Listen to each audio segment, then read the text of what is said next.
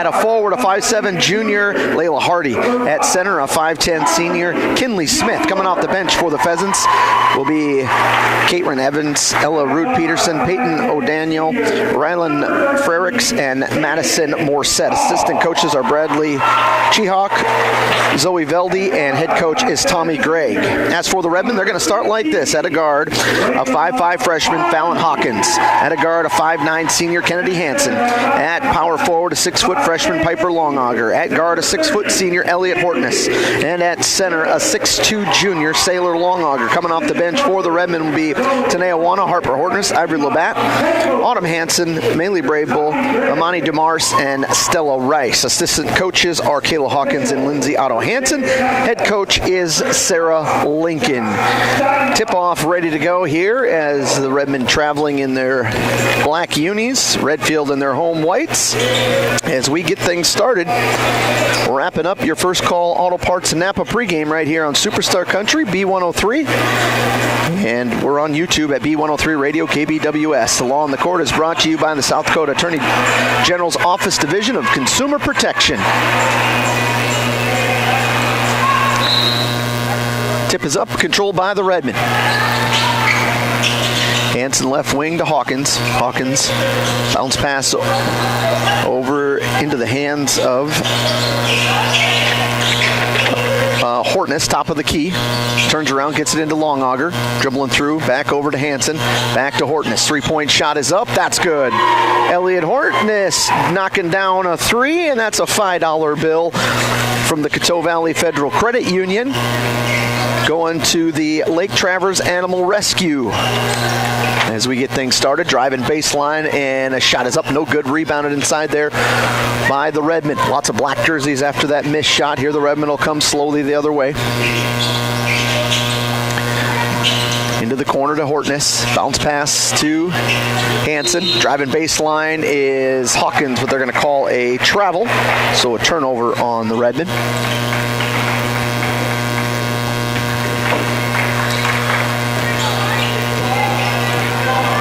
Down the floor comes Giblin, picks up her dribble, gets it into the right wing, gets a screen up top, trying to get down the paint. Little give and go is deflected by Longauger and ends up in the hands of Redfield there. Another bounce pass out to the top of the key to Hardy. Thought about the three, didn't take it. Now she'll dish it off to teammate Youngsworth. Youngsworth nowhere to go. Bounce pass, got it inside somehow, but nowhere to go inside. She's triple team. Ball is tipped away. Diving for the floor was Longauger. Hitting the floor, diving and hitting it hard was Piper. And it's going to be Hortness that comes away with it down the other end. Piper comes back. She's down posting up. Back over to Hortness. Elliott dribbling over to the right. 2-3 zone defense here being played by Redfield. Back out on top, the Redmen pull it into from Sailor, down low to Hortness, down into bounce pass into Piper. Couldn't get that one to go, but got her own rebound. Missed that one and got that one to go.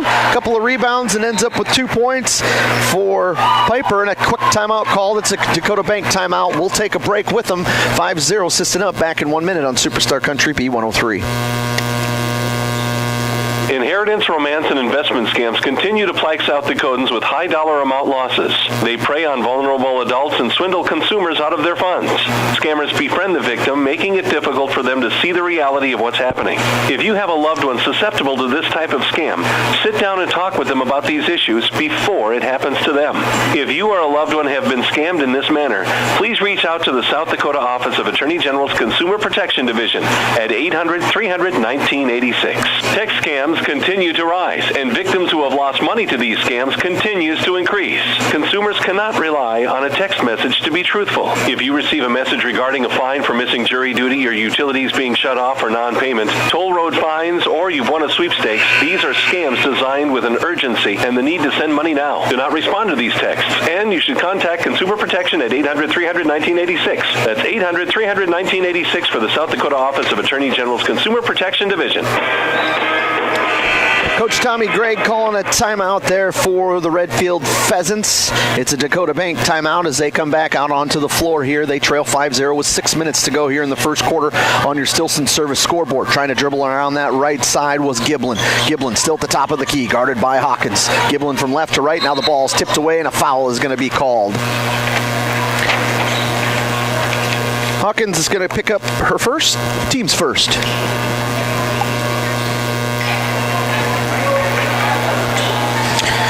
Giblin down in the corner. They get it up to at the free throw line there, trying to get a good looking shot, but they turn around, and the second they have it, the Redmond defense is right there now, dribbling through the paint, trying to skip it out to that right wing. Went into the hands of both Smith and Giblin. Now pulls it back, and it's actually not Giblin. With that time it was Youngworth. Player hitting the floor, diving for it. A shot is up, contested, no good. Rebounded by the Redmond. One and done. Trying to get it up the floor to Hawkins. She's trying to go coast to coast, too much on it, but right there with the rebound and the putback was Sailor Longauger for 2 points. 3 players in the books for the Redmond. They lead 7-0, 5:11 to go here in the first quarter. 3-point shot from the right side. That one is up and good. Youngworth knocking down a 3. That's $5 more donated from the Coteau Valley Federal Credit Union to the Lake Travers Animal Rescue. Hanson, right wing over to Hortness, down low, and a shot is going to be blocked. So they're going to call a jump ball down there. Going to say they tied up Sailor Longauger with the shot and call a jump ball, and it will be Redfield basketball. Coming into the ball game is going to be Kinley Smith. Also coming in will be Caitlin Evans.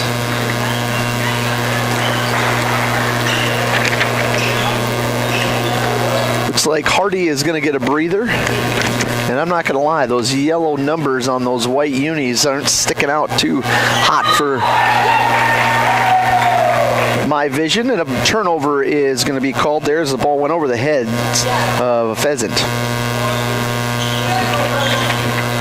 4:44 to go here in the first quarter. 7-3 on your Stilson service scoreboard. Sisseton is on top. Hortness gets it down low into the hands of Sailor. Back kicks out to Hawkins. Nowhere to go. She's going to try to fling it into the hands of Longauger. She does get it to Sailor. Sailor tries to turn around and throw it. That's going to end up being a turnover on the Redmond. Redmond with 2 turnovers. Redfield with 1. As Giblin brings the ball down the floor. Guarded by Hawkins. Sisseton bounce pass now out as they play a little bit of a 2-3 zone themselves here. Pass is tipped and taken away out of there by Hortness, but they're going to say she stepped on the out-of-bounds line. So Redfield just avoiding their second turnover.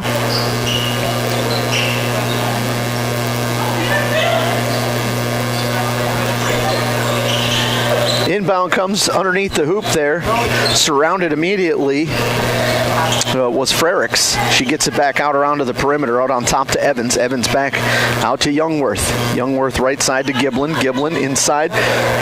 Little jumper from the free throw line is up, no good. Long rebound going to come all the way out here to just about to mid-court. Pheasants with an offensive rebound and another 3-pointer for the Pheasants. That time Evans, another $5 bill going from Coteau Valley Federal Credit Union to the Lake Travers Animal Rescue. Ball passes underneath there. Longauger trying to go from Sailor to Piper. They're going to call a jump ball. It'll actually stay with Sisseton. Harper Hortness checking into the ball game for the first time tonight, and so is Maylee Braveville. Out will come Sailor Longauger and also Hawkins coming out of the ball game. Pass out to Braveville. Right wing over to Harper. Into the corner to Hanson. Kennedy's 3. That's airballed, no good. Right there, though, is Piper Longauger. Got the rebound from Harper to Elliott. Elliott down the lane. Going to draw some contact. Shot is up, no good. High up the glass. Somehow going to call it out on Redfield. Or on Sisseton, excuse me. But Redfield will be the beneficiary of it. 7-6 is your score.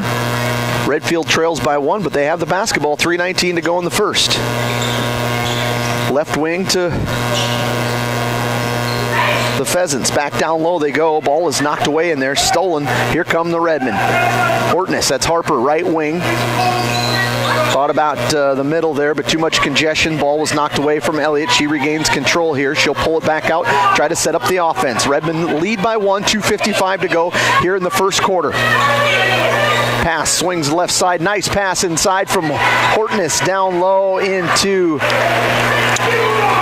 Piper, and that's 4 points for her. Redmond lead by 3. Top of the key is Giblin. Bounces it back into the corner over to Evans. Evans back to the top of the key. They try to get it inside this time. Now they'll kick it back out. Long three-pointers up high, up in the air. It is up and good. I believe that was a three from Giblin, so that's $5 more from the Coteau Valley Federal Credit Union to Lake Traverse Animal Rescue. Horton is top of the key. Sisseton and Redfield, girls basketball, all tied up here in Redfield. Pass is tipped away, almost stolen, but Harper steps in front, grabs it, and gives it back to Elliott, right side. Down low, they try to get it down to Brave Bull, and it's going to be touched by the Pheasants. Timeout called by Coach Lincoln. It's a Dakota Bank timeout. 30 seconds. We'll break back in 30 seconds on Superstar Country B103. Teamwork makes all the difference on the field and in your financial future. Kelsch, Crees & Associates in Sisseton is proud to support our Redmond athletes. Whether it's tax preparation, accounting, or financial planning, their experienced team works hard to give you the guidance and confidence you need. Just like our student athletes, they know success comes from preparation and dedication. Kelsch, Crees & Associates in Sisseton, proud supporters of Redmond sports and proud to be a part of this great community.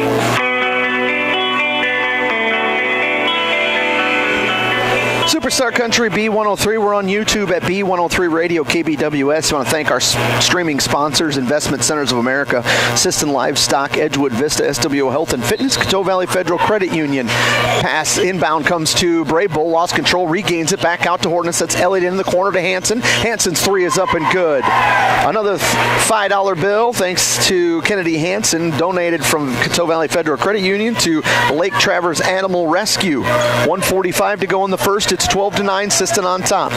Ball on the left wing. Evans has it. She'll pass and get it right back. Evans gets to the middle of the floor, guarded out there by Hortness. Now over to the right side, and it's going to be a turnover on Redfield. That's their second. So each team with two turnovers. 1:31 to go on your Stilson service scoreboard here in the first quarter. 12-9 is the score. Sisseton on top with Elliott Hortness bringing the ball down the floor. Back out on top to Harper in the corner. Hanson back up to Brave Bull. Now from Harper to Elliott. Elliott, three-pointer, off the mark, and rebounded inside there by Redfield. Pheasants looking to push was Gall. Right side to Youngworth, back to Gall. Dribble out on top, has the pass tipped away by Harper. Down low, trying to get to his Youngsworth, and she ends up traveling. So another turnover on Redfield. Hawkins and Longauger come back in. Kennedy and looks like Piper will get a breather. Saylor back in. Under a minute to go. Here in the first, 12-9 on your Stilson service scoreboard. Sisseton on top. Hawkins brings it over to the right wing. Still going against that zone. Looks like a 1-3-1 zone. Down low, and the pass is too far. Going to be a turnover on the Redmond. That's their third, and it's stolen right back by Hawkins. She's trying to get to the rack. Little floater up and underneath is good by Hawkins. That's her first 2 points tonight. All five starters in the scorebook now for the Redmond. 35 seconds to go. Bounce pass over to the right wing. And the ball is going to get tied up from Harper. Hortness from behind it. It's going to be a jump ball. Should stay with Redfield. It will. So 24 seconds on the game clock, 21 seconds on the shot clock.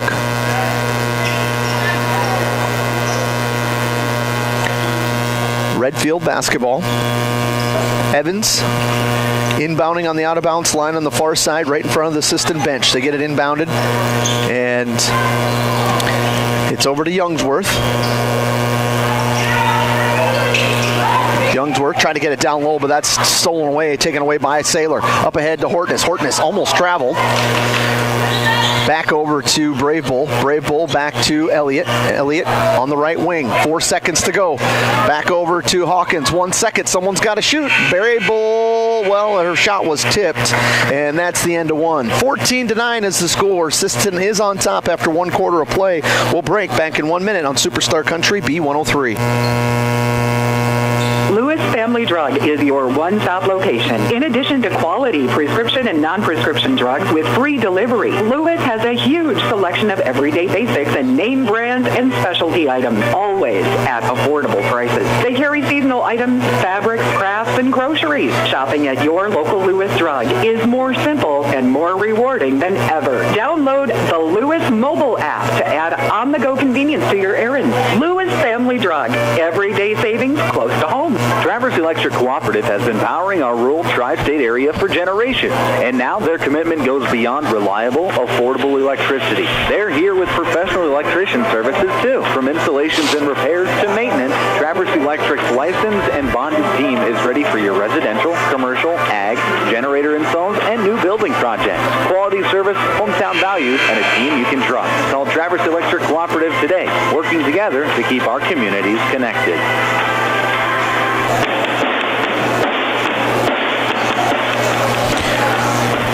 Superstar Country B103, a big thank you to Coteau Valley Federal Credit Union for sponsoring tonight's game. For every three-point shot made by either team, they'll donate $5 to the Lake Traverse Animal Rescue. Let's cheer on the players and watch those three-pointers add up to support a great cause. 14-9 on your Stilson Service scoreboard. It's Sisseton basketball as we start this second quarter. Hawkins, Elliott, Harper, Saylor, and Piper all in the ball game for Sisseton. 1-3-1 zone defense here. Skip pass high over to Hortness. Elliott back over to Harper. Fires up a three. Off the left iron. No good. Rebounded by Longauger. Nope. Lost control of it. It was a pretty good little grab away, and we're going to get a stepped out of bounds. So I think it was a good job by Longauger. Was able to stay in front after Redfield had grabbed it away, but she stayed there, and Redfield steps on the out of bounds. So unofficially I have them for 5 turnovers up on top. They're going to get a foul up on top there. Yep. A little too much contact out on top by Giblin. That'll be her first. Just the first team foul here for Redfield. Actually, both teams just with one. I shouldn't bring that up because we all know what happens, but so far pretty clean. Elliott, top of the key on the left wing. Now she gets it back over to Hawkins. Hawkins dribbles in, stops, falls down, and ends up going out of bounds. It's going to be a turnover on Sisseton. 4 for them.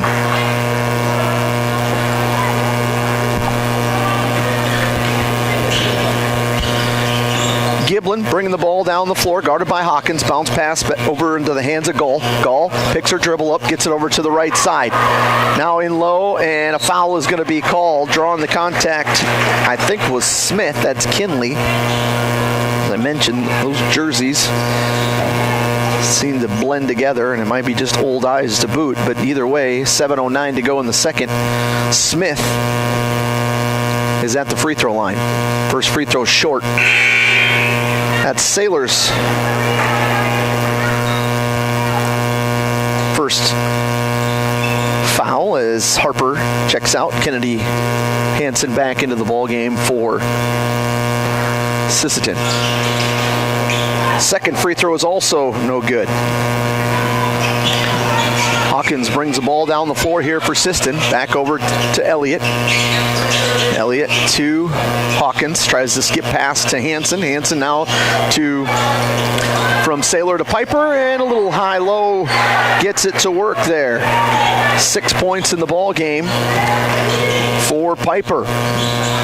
Good read inside from the sisters there, as there's 3 girls in the paint at all times with this zone, especially when they get it down low. They make a point to get inside there. A little shot fake and a step off to the right. 3-pointers up, no good. Rebounded by Elliott. Hortness comes the other way. 6:27 to go in the second quarter. It's 16-9. Left side, Hawkins into the corner. Hansen, Kennedy, 3-pointer, no good. Air ball, but on the other side is Elliott to grab the rebound. Inside or out to the wing is Piper. Piper, a little step through move. Can't get it to go. Had a little too much English. No good. Here comes the Pheasants. Bringing the ball down the floor is Gull. Gull stops. Now back out to the perimeter. Good defense by the Redmen, getting back there to stop out in transition. Giblin. Left wing. Over to Gull. Gull dribbling through. She's at the free throw line. Tries to step through. Pass is knocked away. Now finally grabbed away from the Pheasants by Hansen. Up ahead to Elliott. Elliott double teamed out there, lost control of the basketball. They will call it last touch by the Pheasants, and so Hawkins will check out. Tanea Wana in the ball game for the first time. Elliott's going out. Sister Harper's in. 5:37 to go in the second. 16-9 Sisseton on top. Harper Hortness with the ball, top of the key. Looking for that 1-3-1, or going against that 1-3-1 zone as they get it to Saylor at the top of the key. They rotate it around to Harper. Harper now going to try to go baseline, pulls it back quickly to Saylor. Back over to Wana. Wana going to hand off to Harper. Back into the hands of Kennedy. Kennedy tried to go down low. Pass was too high. She almost got it back, and that's the end of the shot clock. They're going to say no one got possession really there. The ball was tipped away by the Pheasants. They never regained it, so the Sisseton shot clock actually goes against them. So that's their 5th turnover of the ball game. 5:10 to go in the second quarter. 16-9 is the score. Redfield is on top. Giblin with the ball. She goes up against, guarded by Hortness. That's Harper. Little pass fake, now left wing, over into the hands of Evans. Evans dribbles out to the top. Little weave out on top. Now trying to drive baseline on that far side. Nowhere to go. Almost a travel. Was able to keep her feet down on that little shot fake. And now down through. And a foul is going to be called. Nope. I'm going to say a clean block down there. But the Pheasants regained control. It was Youngsworth going through there. 5 seconds to go. And a foul is going to be called. I think it's going to be offensive. Yeah, you can see that 31 Frericks came up to set that screen, and she just got her hip out a little bit, and so they'll call her with the foul. That's going to be her first, team second. So Sisseton comes back down the floor with Hansen. Back over to Harper. Harper left side to Wana. Wana driving baseline. Double team down there. Got trapped immediately and lost that battle. Turnover. That's 6 turnovers for the Redmen. Here comes the Pheasants. Bringing the ball down the floor is Youngworth. Youngworth back out on top. They get it to Giblin. Giblin looking inside. Little pass fake. Now she'll dribble off to the near side. Passes are stolen away from by Harper. Harper's going to go coast to coast and put it in for 2. Harper's first 2 points of the ball game. It's 18-9. 4 minutes to go in the first on your Stilson Service scoreboard. Sisseton with the lead. Baseline drive. Shot is up and no good. Rebounded. Offensive rebound by the Pheasants. That shot is no good. Another offensive rebound by the Pheasants. Credit Frericks for sticking in there and getting a rebound, and we're going to get a foul called on Harper Hortness. That's going to be her first, team's second.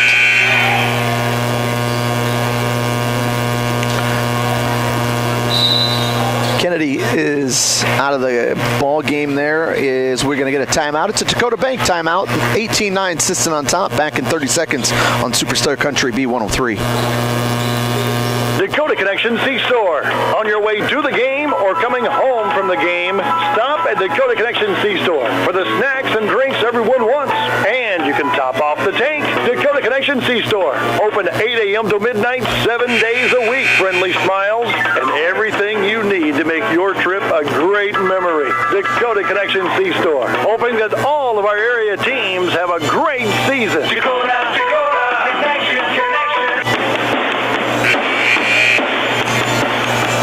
Superstar Country B103, also streaming online on YouTube. B103 Radio, KBWS. It is a Dakota Bank timeout.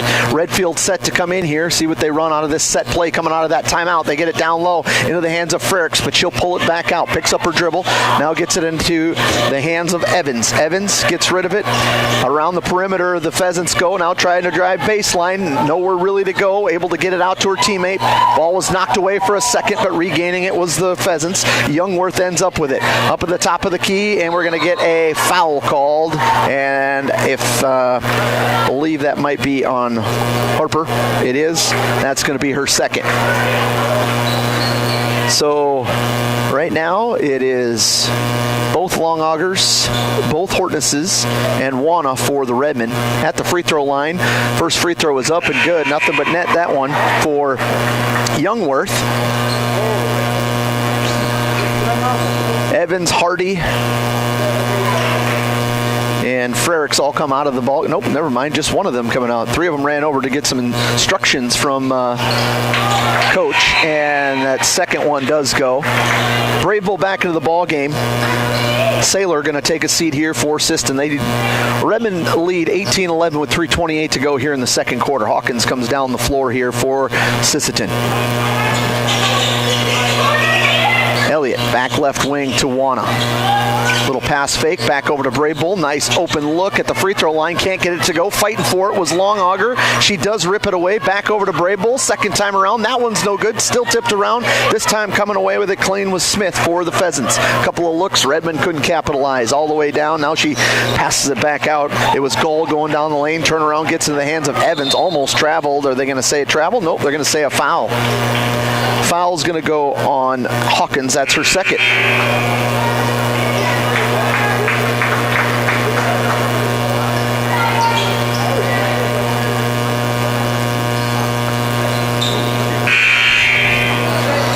So Hawkins will come out. Kennedy, nope, Wana comes out. Kennedy Hansen back in. 2:56 to go here. Redfield basketball 18-11. Sisseton does lead into the hands of Youngworth. Youngworth dribbling through and gets down the paint with a screen from up top. Puts it in for two more. 7 points in the ball game for Youngsworth. Hawkins back over to Elliott. Left side to Hansen. Hansen back to Hortness. Elliott for three, top of the key. Hits the front of the rim, no good. Getting out in transition is Youngworth. Youngworth trying to dribble through. Has the ball knocked away, and they're going to call Elliott. She kind of swiped in there and knocked the ball out. They will call a foul on her first.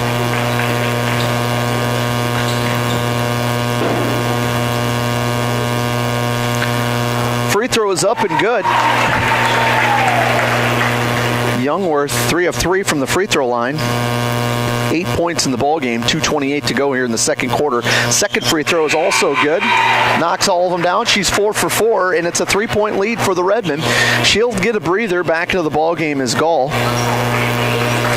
Redmond will have the basketball as they come down with 2:26 to go in this second quarter here. Up on your Stilson service scoreboard. Hortness, that's Elliott, going to go baseline, draw some contact, and a foul is going to be called. She'll head to the free throw line.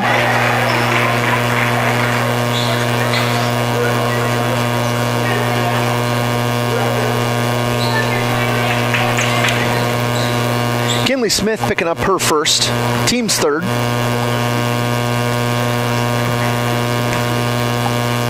Elliott at the free throw line.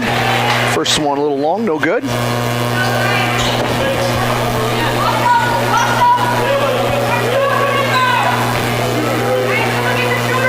Second free throw on the way here from Elliott. Hortness is up, and that one's good. Substitution as Piper comes out, Saylor comes in for Sisseton. 2:18 to go in the second quarter. Sisseton on top, 19-15 on your Stilson service scoreboard. It's Redfield basketball. Giblin at the top of the key. Left wing, she gets into the hands of Gall. Gall just inside the three-point line, dishes it off. Back over to the right side to Giblin. Dribbles in, got to the free throw line. Now she'll fire it up, and she gets it to go. Giblin for two. 5 points in the ball game for her. It's a 2-point lead for Sisseton. Hawkins dribbling over that right wing to Hansen. Hansen back in the corner to Elliott. Elliott to Hansen. Back to Elliott. Dribbles down the paint. Stop. Little step through move off the glass. And that one's no good. A foul's going to be called on Redfield. Foul's going to go on Gall. Her first. Team's fourth. It was in the act of shooting, so she'll have a pair. Both teams will be shooting free throws from here on out if they're fouled. First free throw is up and good. Youngworth back into the ball game. Checking out is Gall.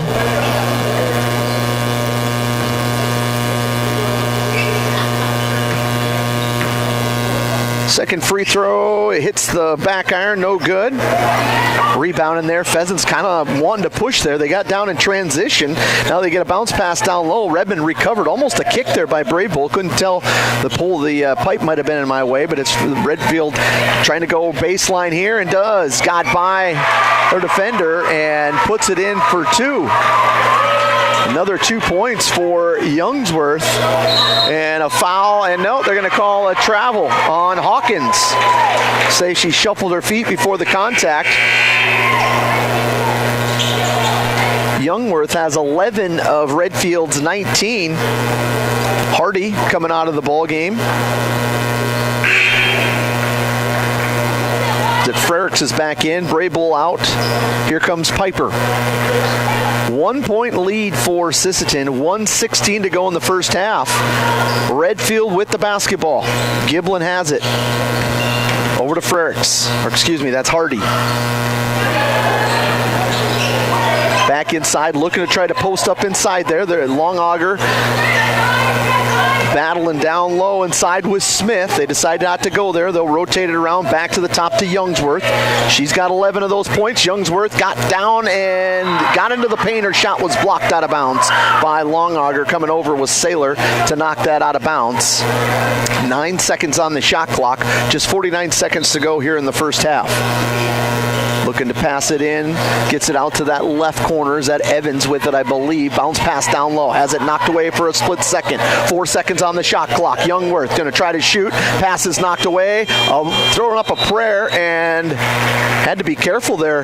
It almost touched the rim in time, and no one from Sisseton was even going after the basketball. That hits the rim, it just resets, but they'll say it did not touch the rim or did not touch it in time before the shot clock went off. So Redmond with 3 seconds separating game clock and shot clock. They have the ball. Hortness fires it up. 3-pointers in and out, no good. Rebounded by Long Auger. The rebound goes to Saylor. Back over, skip pass to Hawkins, and we're going to get a turnover. Last touch by Hawkins. That's the Redmond's 8th turnover here in this first half, and the Pheasants have a chance to take the lead here with 18 seconds to go. They do trail 19-20. Pheasants come the other way, hand it off over to Youngworth. Youngworth, little no-look pass out to Evans. Back over to Youngworth. Youngworth, 3-pointers tipped, but right there was Evans to grab it. She tries to get it down low, ripped away that time, and it's going to be the end of the first half. 20-19, Sisseton is on top. We'll take a break. Back in 1 minute on Superstar Country B103. Coteau Valley Federal Credit Union believes in people helping people. That means putting you first. As your local community-based credit union, they're here to serve your financial needs with personal service and trusted solutions. Visit the newly remodeled office, use the 24-hour ATM, swing by the drive-up window, or stop inside during business hours. Whatever works for you, Coteau Valley Federal Credit Union is here to help. Call or visit today and see how they can improve your financial future. Because at Coteau Valley, you're more than a customer, you're family. Coteau Valley Federal Credit Union, local, trusted, here for you. Need custom gear? Visit 605 Design and Apparel on Veterans Avenue. They specialize in unique logos and designs with direct transfers and embroidery on t-shirts, hoodies, caps, and have a great selection of Sisseton Redmond apparel in store. Whether it's for your business, school, sports team, family reunion, or party, they'll personalize it with a quick turnaround. For standout designs and speedy service, choose 605 Design and Apparel in Sisseton. Check them out on Facebook today.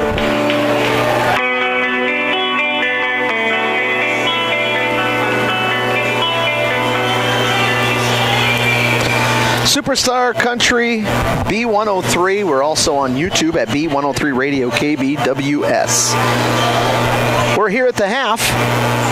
Sisseton hangs on to a 20-19 lead as the Redmond girls playing their first action here in 14 days, and it kind of showed in that first half. Ended up with 8 turnovers in that first half, 5 for Redfield, but just trying to get things back moving there, and that's what happens when you can take that kind of break off and not actually playing any games. You expect to come out a little rusty. Had a decent lead there. After that first quarter, Sisseton did lead 14-9. In that second quarter, though, they were outscored 10-6 to give us a 20-19 score at the half. Scores for each team.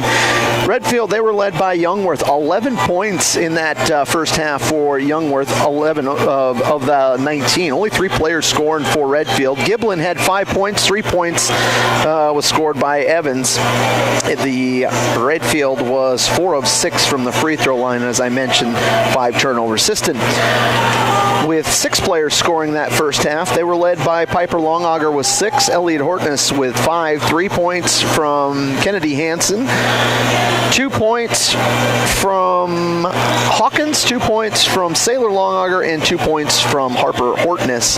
The Redmen were 2 of 4 from the free throw line, so not a lot of free throws shot overall in that first half. None in that first quarter, not common. High school basketball, boys and girls, fresh legs, everything tends to go smoother, and not a lot of fouls in first quarters, and as the game goes on, expect to see more and more of that. The Redmen, 2 of 4 from the free throw line, those 8 turnovers I talked about. The Redmen were part of $10 and Redfield of $15 being donated for a total of $25 in that first half being donated by the Coteau Valley Federal Credit Union to the Lake Travers Animal Rescue. We are here at the half. We'll take a break back in 3 minutes on Superstar Country B103. The Sisseton Courier does more than the weekly newspaper. They're a high-quality design, custom print service, and office supplies provider. With their wide-format printers, they can print up canvas prints, posters, and banners. They can also design cards like Save the Date, invitations to any occasion, Christmas cards, full-color envelopes, raffle tickets, scratch pads, and much more. No job is too big or too small, and they will beat the price of their competitors, or at least match it. For a quote on pricing and more information, give them a call or stop in to the Sisseton Courier. Cameron Law Office is a general practice law firm in Roberts County that has been providing legal services in northeastern South Dakota since 1931.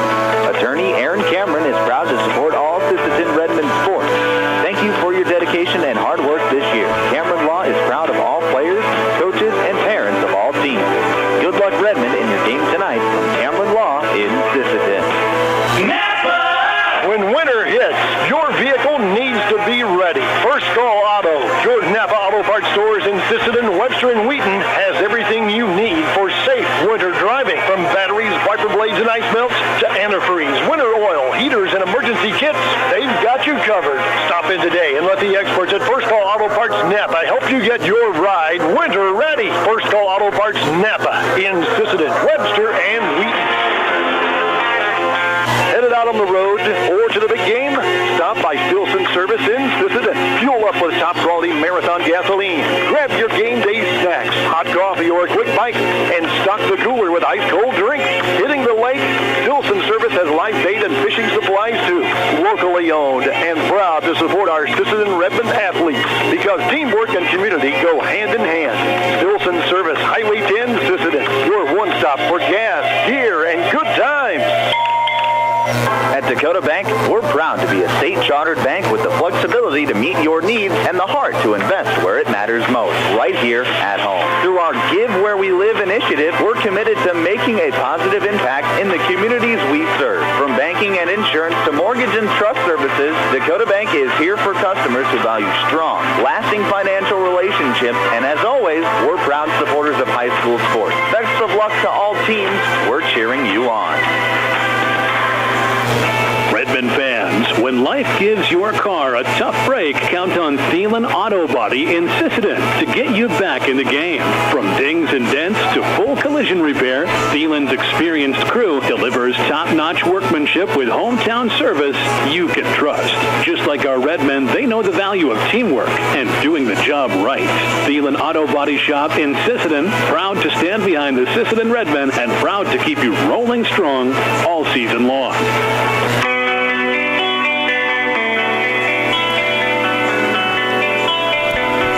Superstar Country B103, BigStoneRadio.com, on YouTube at B103 Radio, KBWS.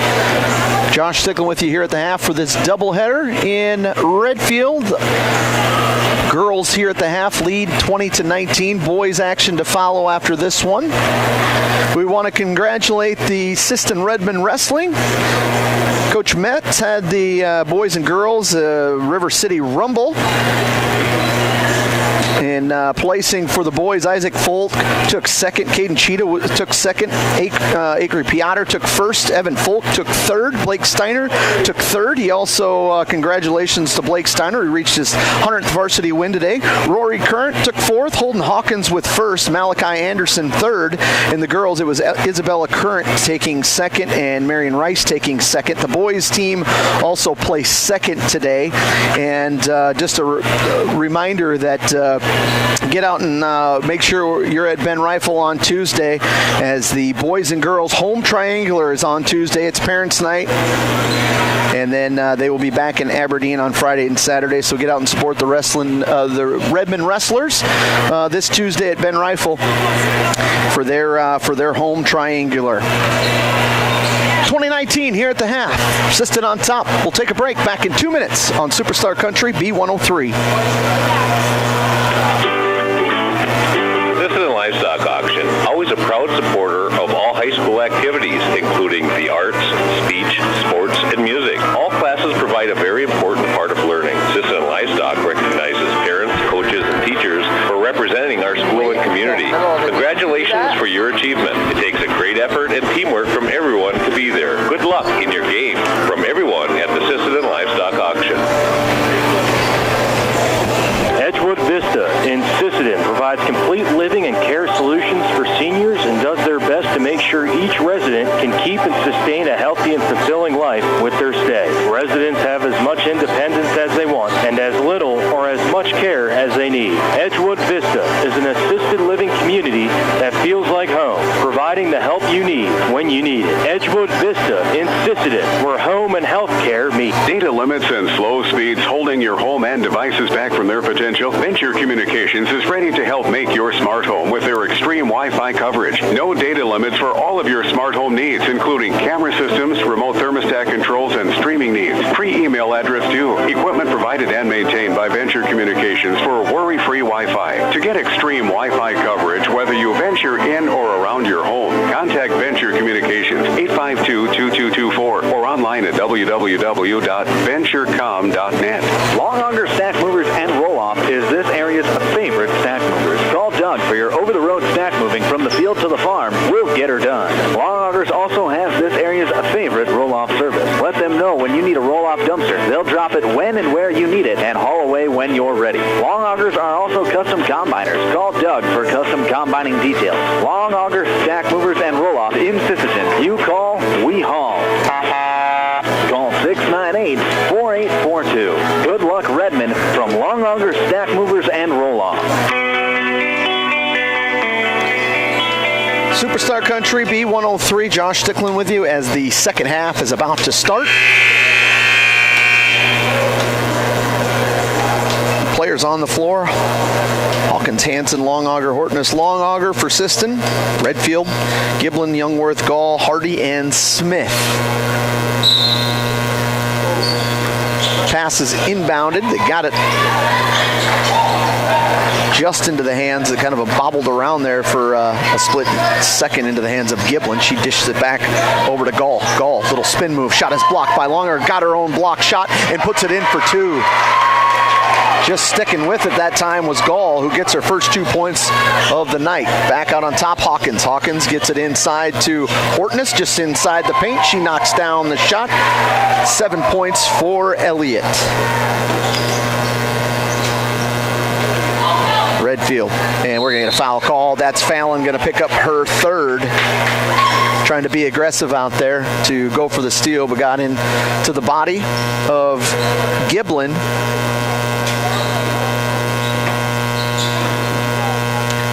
Hardy gets the passes the inbound to Gall. Gall dribbling down. Her shot is partially blocked, but a foul is going to be called. They're going to say Piper got her on the arm. She'll head to the free throw line.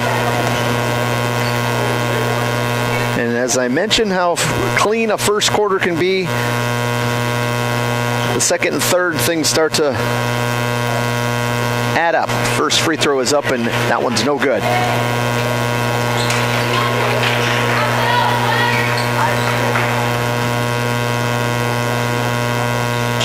Gall Gall's second free throw is up. That one is good. So she's got 3 points. And that ties everything up here on your Stilson Service scoreboard. 22-22, 7:13 to go in the third. Hansen back over to Longauger. Elliott, Hortness, three-pointers.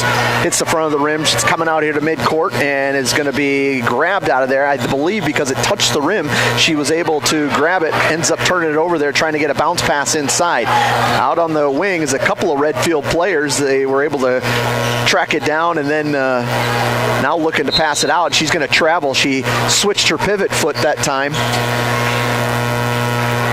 And so it'll be a turnover on Redfield. First turnover here of the third quarter. All tied up 22 apiece.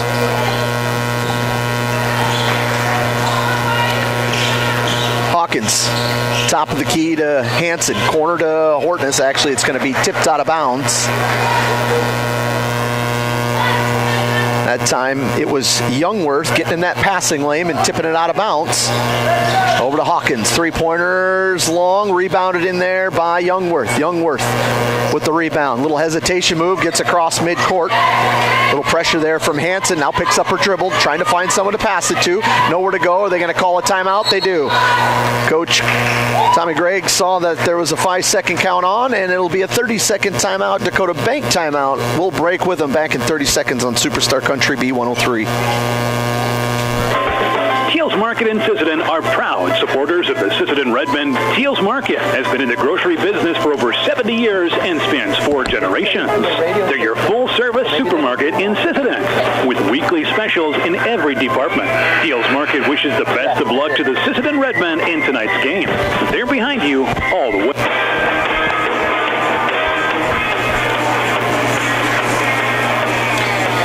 Tonight's game made even more exciting thanks to Coteau Valley Federal Credit Union in Sisseton. For every 3-point shot made by either team, Coteau Valley Federal Credit Union will donate $5 to Lake Travers Animal Rescue. It's a fantastic way to support local youth sports while enjoying tonight's action on the court. So every time a player sinks a 3-pointer, remember it's not just points on the board, but a donation to help our young athletes. Let's see those threes fly and support a great cause.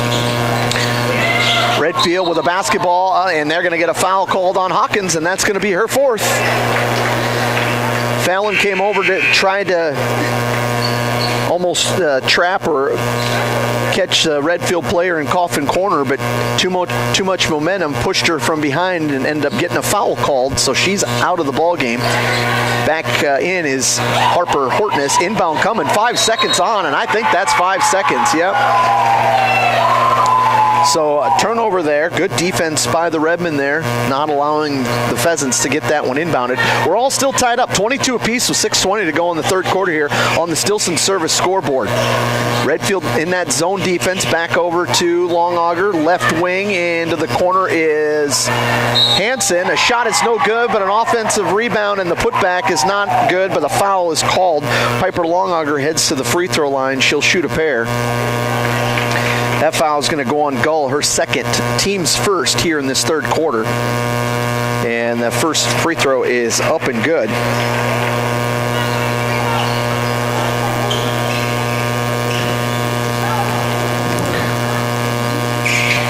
Second free throw, that one's good as well. 8 points in the ball game for Piper. Her team leads 24-22. 6:04 to go here in this third quarter on your Stilson Service scoreboard. Youngworth at the top of the key. She dished it off into Giblin. Dribbles right side into the hands of Gall. Gall driving down that paint. Bounce pass back out on top. They'll reset it. Looking inside. It was a Youngworth thought about going into the paint. She gets a screen up on top. Fighting through. Shots off the glass. No good. Tips around off of a couple of girls. Going to say last touch by Sisseton.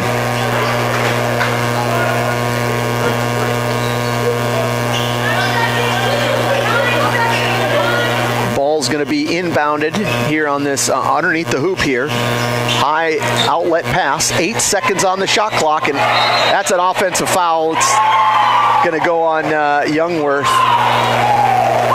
That one's probably a little too obvious at the top of the key there. The official looking right there. You might be able to get away with it if there's some movement, but that one for sure just kind of a little forearm shimmy.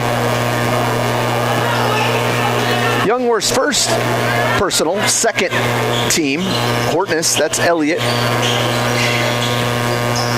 Gets the ball back from Longauger. Now looking for somewhere to go. Gets it over to Harper. Harper into the corner to Hansen. Kennedy baseline back into Elliott. Little floater. Short. No good. Got her own rebound. Now fighting for it. Trying to get it out of there. We're going to get a jump ball or a foul call. He's got his arm like it's a foul. Whistle is blown, and it is going to be a foul called on Redfield. Hardy going to pick up the foul, her first, team's third. In the ball game is Evans. Inbound play, and it comes out to Piper. Her three-pointer, her mid-range shot is up, no good. Offensive rebound in the corner by Hansen. From Elliott to Saylor at the top of the key. Now left wing back over to Harper. Harper to Elliott. Elliott dribbling in, stops, goes through, and off the glass. Nice body control there by Elliott for 2 more. 9 points in the ball game for her. Sisseton leads 26-22. 4:49 to go. Dribbling down, and we should have probably had it travel, but no call. It's a turnover either way. Hansen tries to get it over to Piper. Piper back to Elliott. Elliott, top of the key. She'll stop and pop from just inside the three-point line. Shot is no good. Rebounding it, though, was Kennedy. Back over to Elliott. Tipped around from Longauger. Down low. A lot of contact in there as the Piper hits the ground. But what they're going to say is the ball ended up touching the shot clock up top. Full court press here by the Redmen as they get the ball inbounded. Do the Pheasants. 4:21 to go here in this third quarter. 26-22 is your score on your Stilson Service scoreboard. Youngworth, right side. Little jab step, goes baseline, off the glass. No good. Rebounded, and should be Redmen basketball. It is. Substitution coming in for the Pheasants. It's Frericks coming in. Out goes Smith.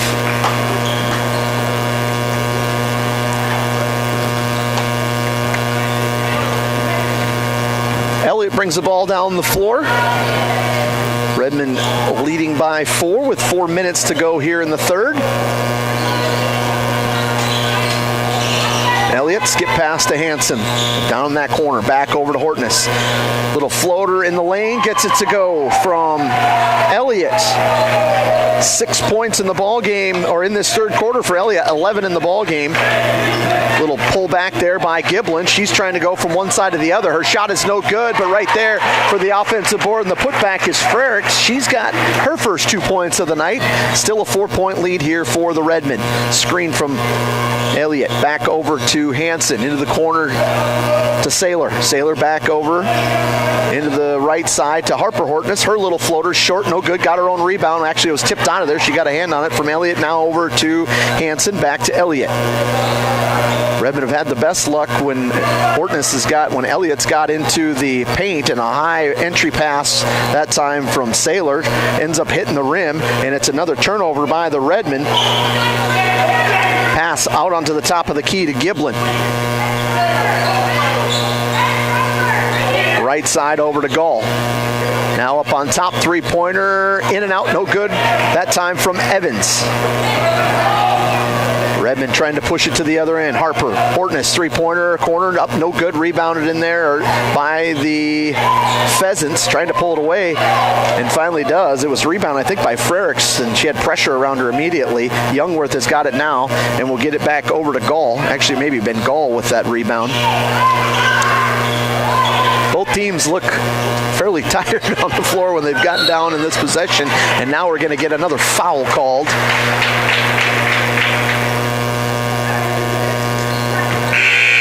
Fatigue setting in for sure from the Redmen, at least in that possession. Saylor is going to be the one that picks up that foul, her second. She comes out of the ball game. Brave Bull in the ball game for Sisseton. They do lead by 4 with 2:17 to go here in the third quarter on your Stilson Service scoreboard. Also in the ball game is O'Daniel for the Pheasants. She's in the ball game for the first time.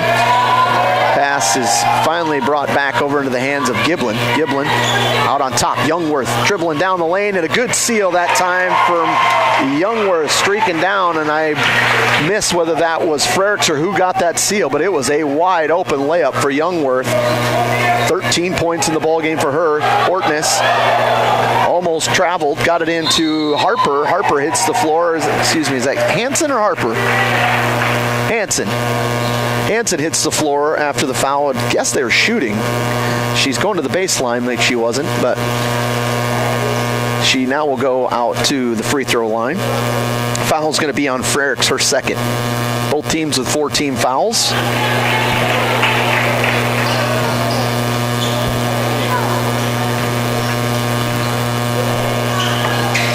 First free throw no good. Second one is. 1:42 to go in the third, 29-26. Sisseton on top. Redfield with the ball. O'Daniel with the ball. Right side to Youngworth. Down low, they get it inside. The shot is up, off the glass, no good. Rebounded, nope, gonna get a jump ball in there. They got the ball entered down to Frericks. O'Daniel out of the ball game. Back in is Giblin.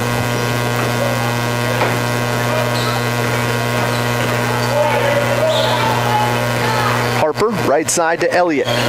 Elliott, Harper, Hansen, Brave Bull corner. Back out to Hansen, left wing, out on top, Elliott. Jab step in the paint, free jumper is up and good. And that's been the go-to spot, especially against that zone. 13 points in the ball game for Elliott. Down the paint is Youngworth, and we're going to get a foul called on the floor.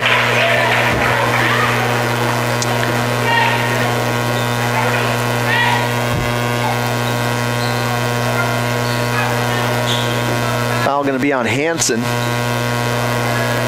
That's her first. It was on the floor, but that is the 15th foul, so shooting 2 is Youngworth.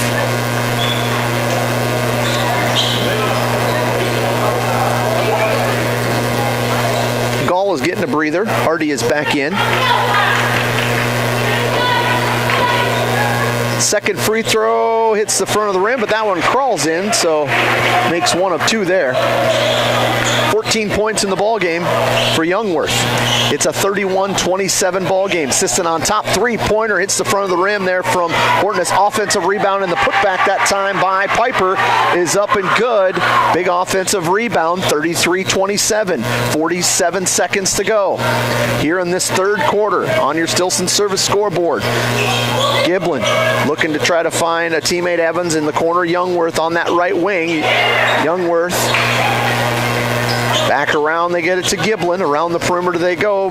Giblin back over to Youngworth. Youngworth doing a little hesitation, trying to look down low. They find, and the pass is a little too far. They were trying to work and get it into Frericks down low, but the pass is too high, and it's a turnover on the Pheasants. 23 seconds to go. We'll see if the Redmen try to take the last shot here as the shot clock is off. They do lead 33-27. 15 seconds to go in the third. Pass, left wing, out on top. Hansen to Braybull. Braybull to Hansen. Hansen, 3-pointer, just left. Rebounded inside by Frericks, looking to push. Youngworth, a second to go. She does get it flung up there, but going to come up short. 33-27, Sisseton on top. After 3 quarters of play, we'll break back in 1 minute on Superstar Country B103. At Woodland Cabinetry in Sisseton, we don't just build cabinets, we build futures. As an employee-owned company, every team member has a stake in our success. That means more pride in the work, more dedication to quality, and more reason to go that extra mile. Whether you're looking for a great place to work or custom cabinetry made with care, Woodland Cabinetry delivers.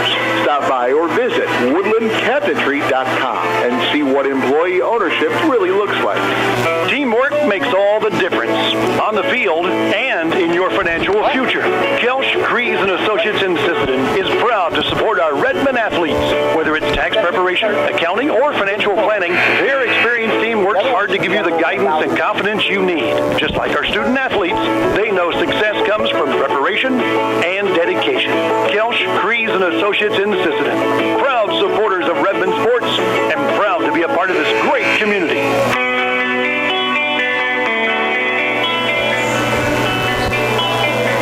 Superstar Country B103. We're on YouTube at B103 Radio KBWS. We want to thank our live stream sponsors, Investment Centers of America, Sisseton Livestock, Edgewood Vista, SWO Health and Fitness, Coteau Valley Federal Credit Union. Stay tuned for the Thielen Auto Body post game. We'll wrap this one up and get you set for the next game after this. Boys will be playing about 20 minutes after this one wraps up as the Redfield Pheasants have the basketballs. We start this fourth quarter. Sisseton does lead 33-27, and a foul is called. That's going to be on Harper Hortness. That's her third. Hawkins is on the bench with 4. Juana is going to come into the ball game right now, and she'll come in for Hortness. Hanson, Juana, Piper, Longauger, Brave Bull, all in the ball game here as Giblin dribbles it into the corner, kicks it back out, and we're going to get a little floater up and underneath, this time by Youngworth again. She has been a handful this afternoon. 16 points, 16 of the 29 of the Pheasants. Redmond have it here. They lead by 4. Juana dribbles in, now looking to pass it out over to Hortness. Hortness trying to get to that right side there. And now we'll dish it off to Brave Bull. Three-pointer in and out, rebounded by the Pheasants. They're looking to get it up ahead, and they push it, and it's a little high there. Stolen away from Juana, and a foul is going to be called. The pass was a little bit too far off the fingertips, and it was Giblin. Right there was Juana to kind of grab it away, and maybe a little bit of a frustration foul as Giblin was trying to get it back. So into the ball game for the Redmond is Labatt.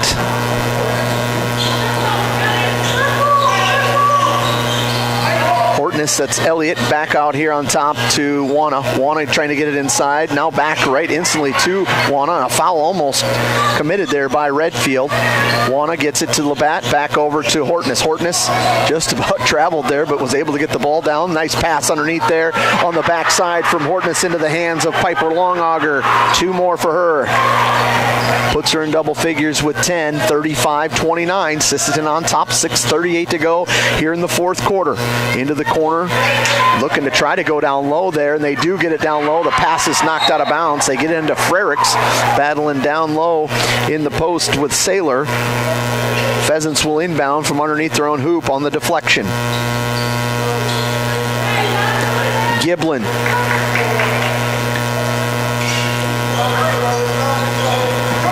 Looking to inbound, 4 seconds. They do almost get it in. The ball is actually tipped by Juana. They waited long enough where it opened back up again. Did the play? It looked like Youngsworth had a opening there, but a tipped ball from Juana. That's actually Frericks coming back in. That was Smith in there that was battling. So Frericks in, Smith out. Ball into Giblin. Giblin back over to Hardy.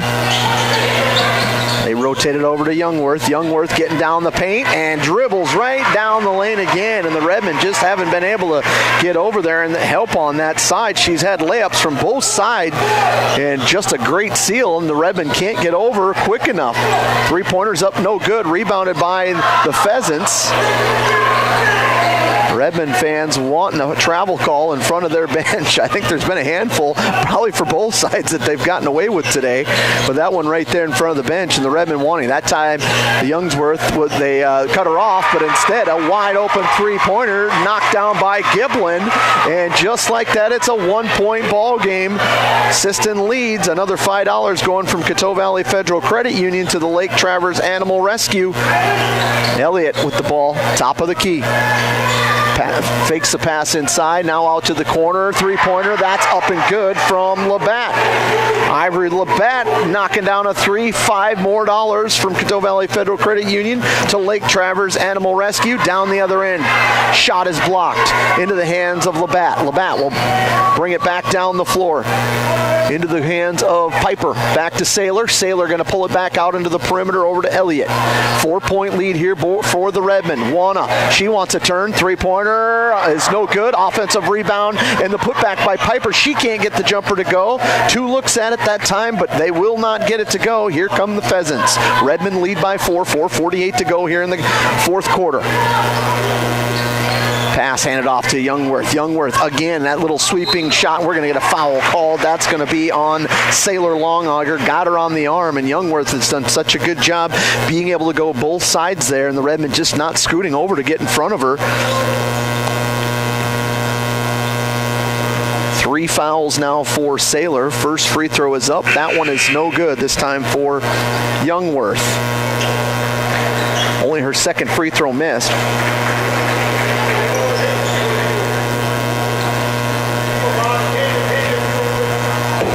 Second free throw is up, and that one is good.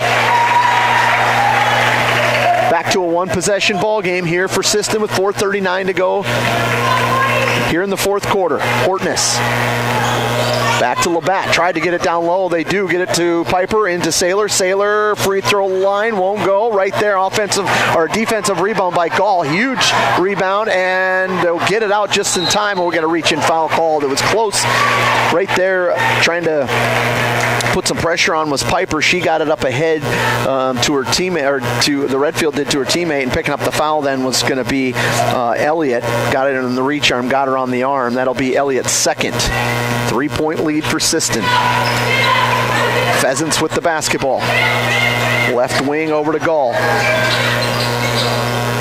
Back over to Evans, fires up a 3, and she gets it to go. A 3-pointer. She hasn't hit one since the first quarter, but none bigger there. Ties things up.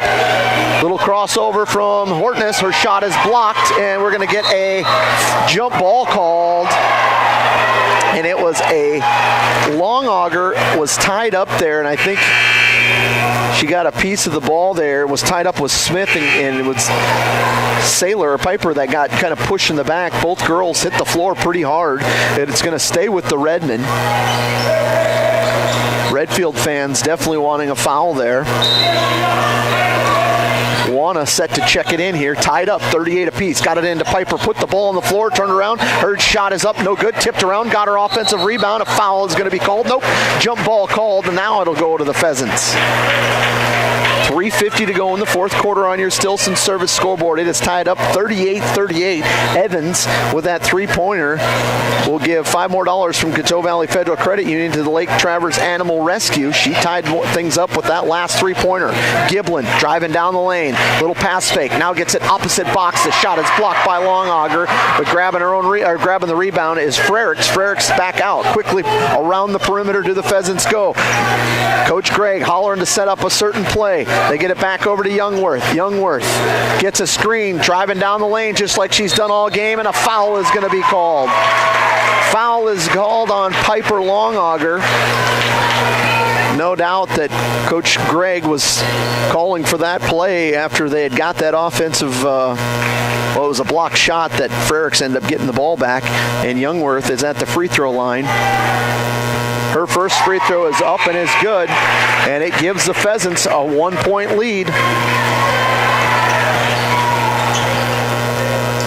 20 points in the ball game for Youngworth, trying to make it 21 here with 3:23 to go in this contest. Short, actually not sure it hit anything, and so if it didn't hit the rim, it should be Redmond ball. If they're saying it nicked it, then it was Redfield that won the hustle play. Redmond, no one really grabbed it. They thought that it was an air ball, so no one grabbed it. So we'll see the officials talking it over here to see what happened. A jump ball? So none of the officials are for sure basically what happened. And with that being said, they call a jump ball and it goes to the Redmond. And that's a unique situation there. 3:16 to go here. Redmond trail by 1 on your Stilson Service scoreboard. Elliott, bounce pass over to Hanson. Hanson back to Elliott. Elliott back over to Hanson. She gets into the paint. Her floater is up. Her no good. Little contact. Offensive rebound. No good by Longauger. Here come the Pheasants. Pheasants looking for and we're going to get a foul called on the Redmond. Pheasants were just in a little bit of trouble. The Redmond trying to trap wherever they can, but also, oh no, yeah, it was. Okay, girls run over to Coach Greg over there on the sideline. I think they're going to a timeout, but he's just instructing them. But that's the 15th foul now for Sisseton. The foul goes on Piper Longauger. That's her third, and so from here on out, the Redfield Pheasants are shooting free throws. First free throw is up. That one's good.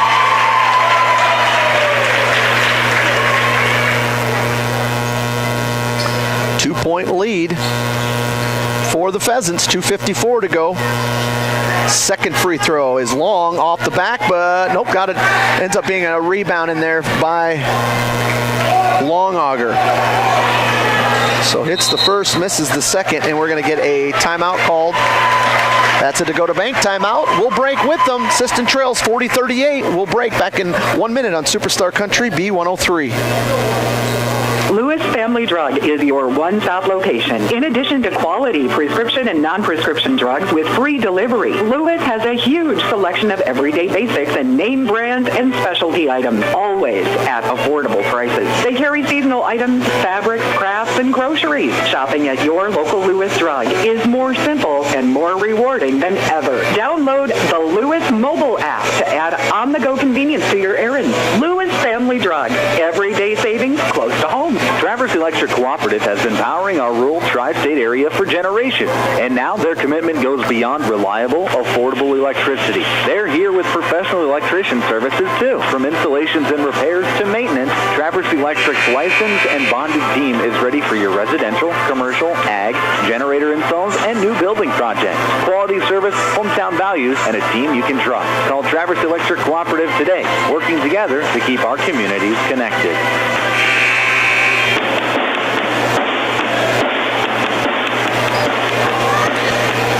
Superstar Country B103 coming out of a Dakota Bank timeout called by Coach Lincoln of the Redmond. Sisseton trails 38-40. 2:47 to go here in the fourth quarter. Sisseton with 3 timeouts, Redfield with 2. Redmond, however, have 5 team fouls, so Redfield is shooting from here on out. Redmond might want to be a little aggressive defensively because Redfield, because they only have one shot, little floater from Hortness in and out, rattles in and out.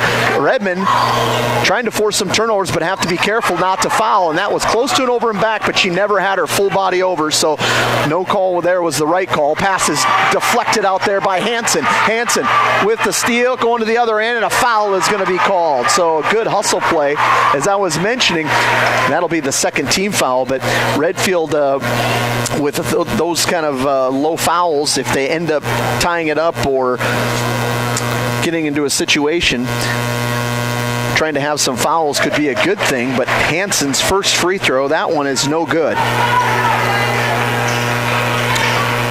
2:17 to go. Free throw short, hits the front of the rim, but Hansen goes into the corner, gets her own rebound, back out on top to Longauger, into Hortness. Elliott floaters up, no good, and diving for it. Hortness has it. A timeout going to be called? No, they're going to call jump ball before timeout's called. It'll be Pheasant basketball. Substitution is Frericks coming back in. Smith will go out.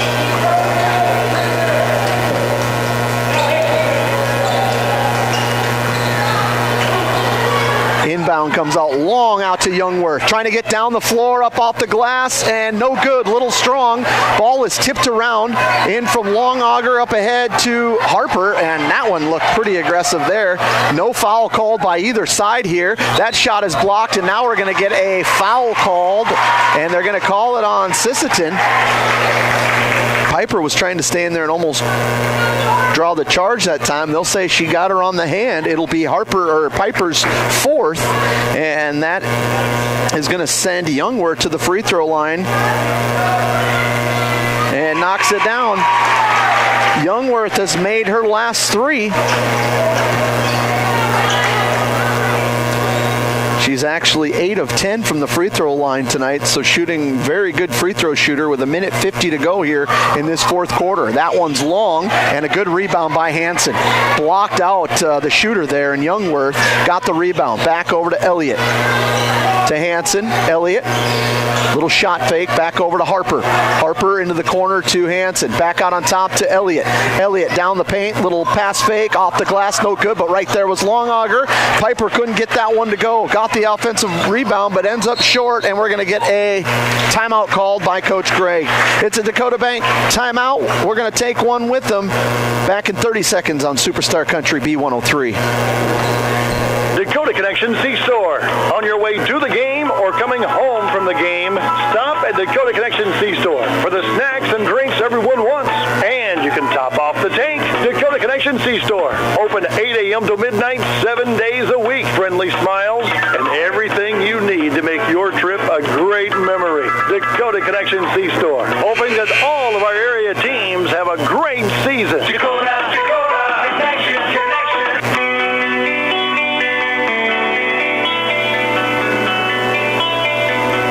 Redfield has outscored Sisseton 13-5 here in this fourth quarter.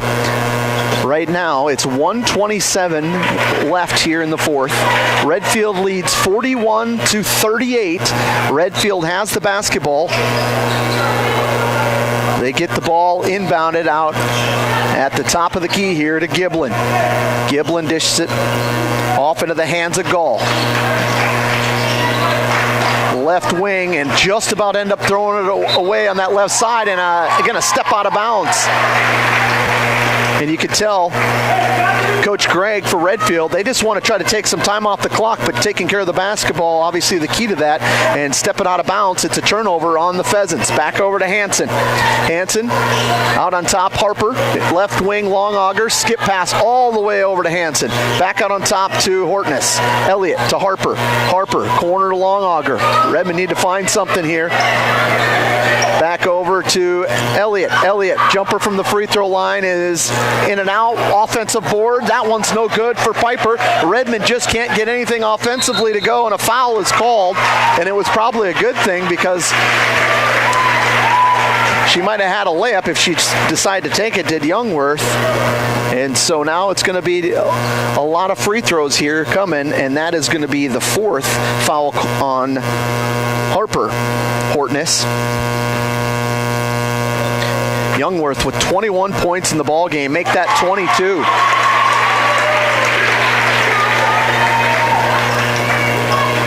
It's now a two-possession game. Youngworth, free throw, in and out that one.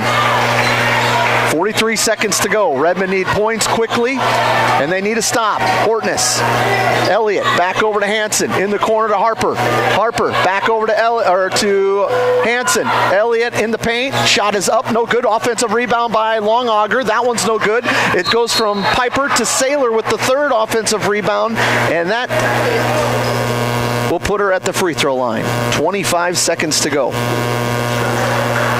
Foul is going to be called on Gall, her fourth, so the third team foul. Saylor at the free throw line, and she knocks down the first. Third point of the ball game for Saylor. Second free throw on the way here. Saylor knocks that one down. Knocks them both down, and we'll get a Dakota Bank timeout. Redmond trail 42-40 with 25 seconds to go. Redfield basketball will break back in 30 seconds on Superstar Country B103. Coteau Valley Federal Credit Union believes in people helping people. That means putting you first. As your local community-based credit union, they're here to serve your financial needs with personal service and trusted solutions. Visit the newly remodeled office, use the 24-hour ATM, swing by the drive-up window, or stop inside during business hours. Whatever works for you, Coteau Valley Federal Credit Union is here to help. Call or visit today and see how they can improve your financial future. Because at Coteau Valley, you're more than a customer, you're family. Coteau Valley Federal Credit Union, local, trusted, here for you. Dakota Bank timeout coming out, and it's 42-40, 25 seconds to go. Sisseton trail by 2. Redfield ball. They've got the full length of the court to go. Redmond trying to force a turnover, and if not, expect them to follow immediately. They do get it inbound to Youngworth. Youngworth taking her time, and then we'll finally call a timeout. I thought once she got by Kennedy that she would take off running, but she slowly went, and she does get fouled. And so obviously Redfield wants to get in the hands of Youngworth. She'll have 2 free throws. It's a one-possession game so far, 42-40. 2 free throws coming. First one is up. That one's off the back iron. So regardless of the miss or make, it will be a one-possession game. It'll just be whether it's 2 or 3. Piper comes back in. Hawkins goes out. It's Hansen, Longauger, and both Hortnesses in the game for Sisseton. Second free throw is on the way. Short, hits the front of the rim, and it is, we're going to get another timeout called by Coach Lincoln. We're going to keep it right here for this. It is a full timeout, but 20 seconds to go. 42-40 is the score. Sisseton has the ball. We'll see what Coach Lincoln draws up here as we want to thank our sponsors here for the streaming sponsors. First Call Auto Parts, Napa, Stilson Service, Dakota Bank, Thielen Auto Body, 605 Design, Kels Crease and Associates, Lewis Family Drug, Travers Electric Co-op, Dakota Connection C-Store, Coteau Valley Federal Credit Union, Sisseton Courier, Cameron Law Office, Stilson Service, Thielen Auto Body, Sisseton Livestock, Edgewood Vista, Venture Communications, Longauger Stack Moving, and Teals Market. First 2 games here on Superstar Country B103 today. Close one here in the girls' game. Boys to follow this one about 15-20 minutes after this one is over.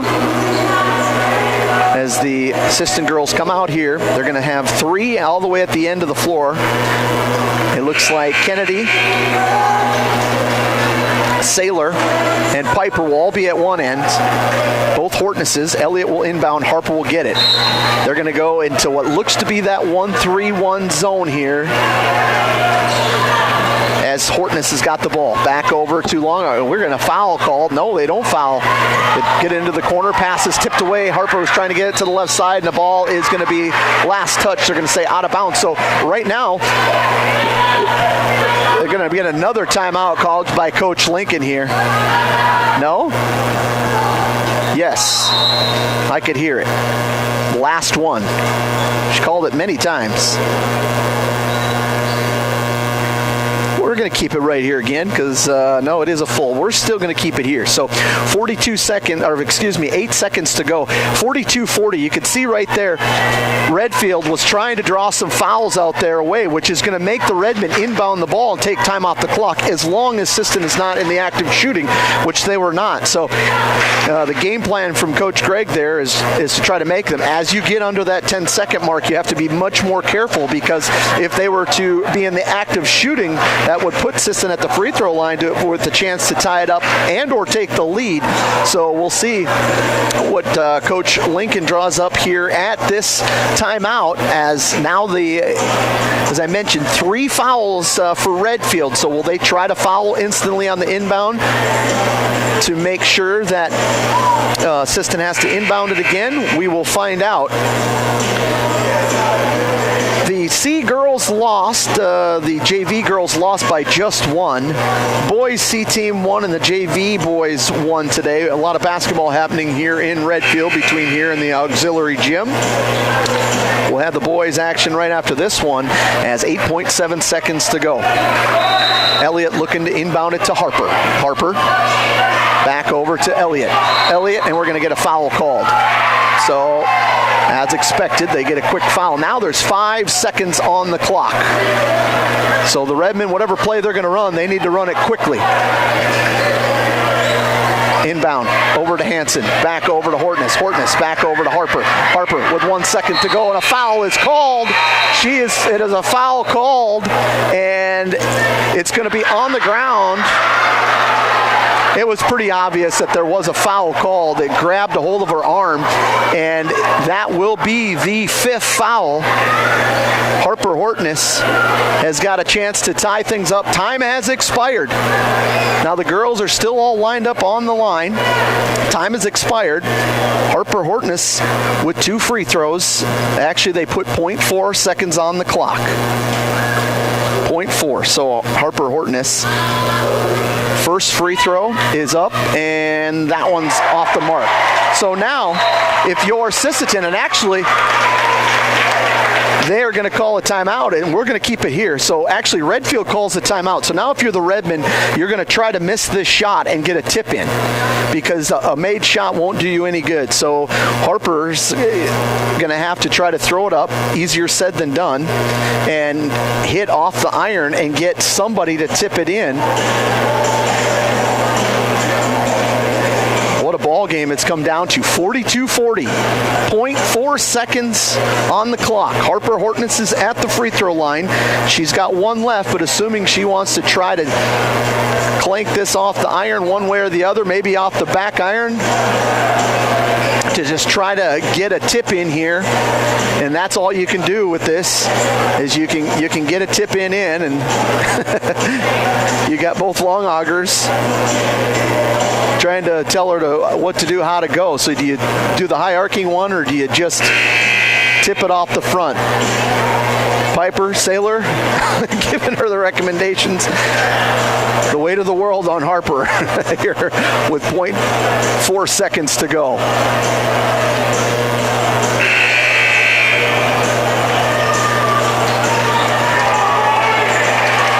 Coming out of the Dakota Bank timeout. Last second communication there between Piper at the free throw line, Piper and her talking, but Harper, free throw is up, hits the front of the rim, and it's good! They count the bucket! Sailor long auger with the bucket. They're going to say she got the rebound. They count the basket. Redfield is in an uproar because they thought that time should have expired. And they are going to count the bucket, and we're going to overtime. What a crazy ending. Well, it's not ending. Ending to overtime. All right, we'll take a 30-second break. Back in 30 seconds on Superstar Country B103.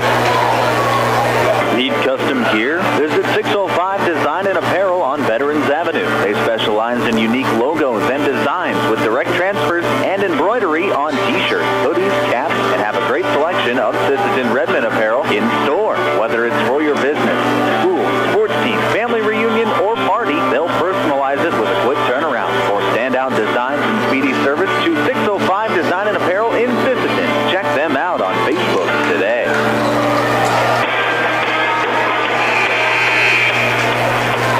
Superstar Country B103. We're going into overtime. 42-42 here as Long Auger made that shot off of the missed free throw. So I guess whatever they were talking about ended up working. Coaches, officials are talking something over here, and we're waiting to get the jump ball here. 4 more minutes put up on the clock here for overtime. Redfield outscored Sisseton 15-9 in that 4th quarter. With 4.4 seconds left, Sailor was able to tie things up. And we'll start your overtime. Redmond win the tip. They get it into the corner to Sailor. Sailor back to Hortness. Elliott to Harper. Into the corner to Hansen. Drives baseline. Trying to bounce pass it inside. The shot is up. No good there from Piper. Long over the top. Rebounded by Redfield. I mentioned teams being fatigued 2 quarters ago. Imagine what it is here in overtime. Redmond haven't played in 14 days. Their first game back, they get into an overtime game. Giblin down low, little spin move down, nothing going from Smith. Through the lane, shot is up, that's short, no good from Giblin, rebounded by Elliott. She'll come the other way. Over to Harper, back to Elliott. Left wing to Sailor. Back around the perimeter. Into the corner now to Hansen. Back to Harper. Over to Elliott. Elliott into the paint. Floater's good. Elliott with 2 more. 15 points in the ball game for Hortness. Stilson service scoreboard. Redmond lead by 2. 2:50 to go in overtime. 44-42. Pass around the perimeter. We're in Redfield here today. 2-hour trip. As Giblin has it. Giblin. They rotate it over to Youngworth. Youngworth down the paint, and his shot is blocked. Longauger Sailor that was blocked the shot into the hands of Hansen, who gives it up to Hortness. Elliott back over to Hansen. To Harper. The guards play catch around the corner. Back over. Elliott 3. A huge three-pointer from Elliott. Hortness from the corner. $5 from the Coteau Valley Federal Credit Union to the Lake Travers Animal Rescue. Sisseton with a 5-point lead with 2 minutes to go in overtime. Elliott Hortness with all 5 points. Driving down the lane is Gull. Gull nowhere to go. Kicks it back out. Youngworth spins around. Actually, that was Evans. Now it's Youngworth trying to go right. Now goes left. Shot off the glass. Too much. She got to where she needed to go, but too much on it. Harper Hortness with the rebound. Now expect the Redmen to take the air out of the ball if possible. Elliott dribbling out at the top of the key. Lost control, got it back. Bounce pass over to Hansen. Hansen into Longauger. Longauger back to Hansen. In the corner to Elliott. 15 seconds. Shot is up. Three-pointer up. No good. Hits the front of the rim, but bounces all the way off into the corner they go. It's a 5-point lead for Sisseton. Giblin trying to tell her teammates where to go, hollering out the play. Right wing over to Youngworth. 1:12 to go. Sisseton leads by 5. We're in overtime. Youngworth down and got it to go. Youngworth cutting across, and a timeout's going to be called by Coach Craig. We'll take a break with them. 47-44 in overtime. Sisseton is on top. 1:05 to go. Back in 30 seconds on Superstar Country B103. The Sisseton Courier does more than the weekly newspaper. They're a high-quality design, custom print service, and office supplies provider. With their wide-format printers, they can print up canvas prints, posters, and banners. They can also design cards like Save the Date, invitations to any occasion, Christmas cards, full-color envelopes, raffle tickets, scratch pads, and much more. No job is too big or too small, and they will beat the price of their competitors, or at least match it. For a quote on pricing and more information, give them a call or stop in to the Sisseton Courier.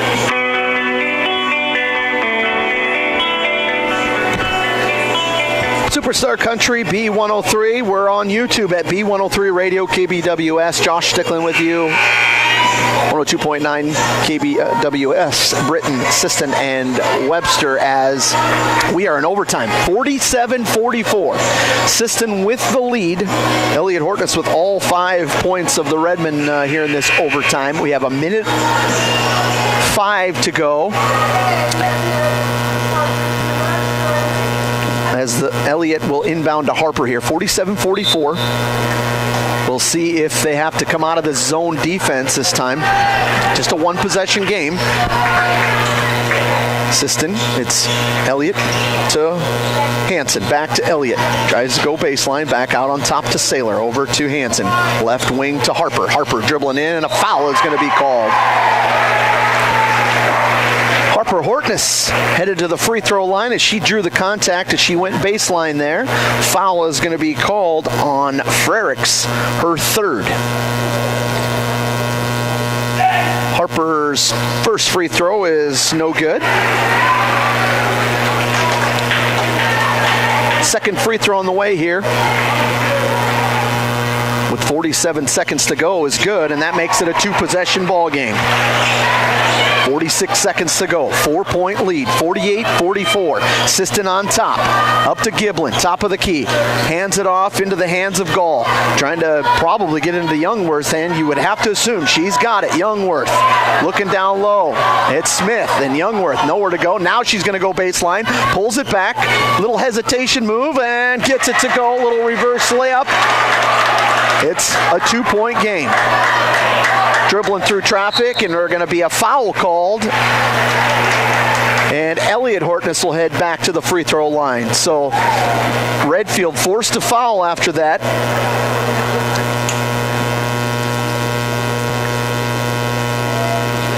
26 points in the ballgame for Youngfield. Elliot Hortness at the free throw line. The first free throw is good. 19 points in the ballgame for Elliott. 17 seconds on the clock. Second free throw from Hortness is up. That's good. Big free throw right there. 16 seconds to go. Youngworth. Coach Craig trying to holler out a play. 2-possession game. 10 seconds on the clock. Spin move. Nowhere to go. Trying to find somewhere to shoot. Step through move, and we're going to get a foul called on Sisseton. Took a lot of time off the clock. Giblin will be at the free throw line. She'll be attempting her first free throws of the game. 4.1 seconds left. It's a 2-possession ball game right now. First free throw is up, nothing but net. Now it's a 1-possession game. Second free throw on the way from Giblin. And that one's good. Knocks them both down. Redmond has a timeout, but they'll get it inbound. They don't want them talking about it, and they'll get it into Hanson. That's Kennedy. She'll be fouled with 2.5 seconds to go. 2-point lead for Sisseton, 50-48. Redfield does not have a timeout. Sisseton does have one. Hanson at the free throw line. Her first free throw, that one's off the mark.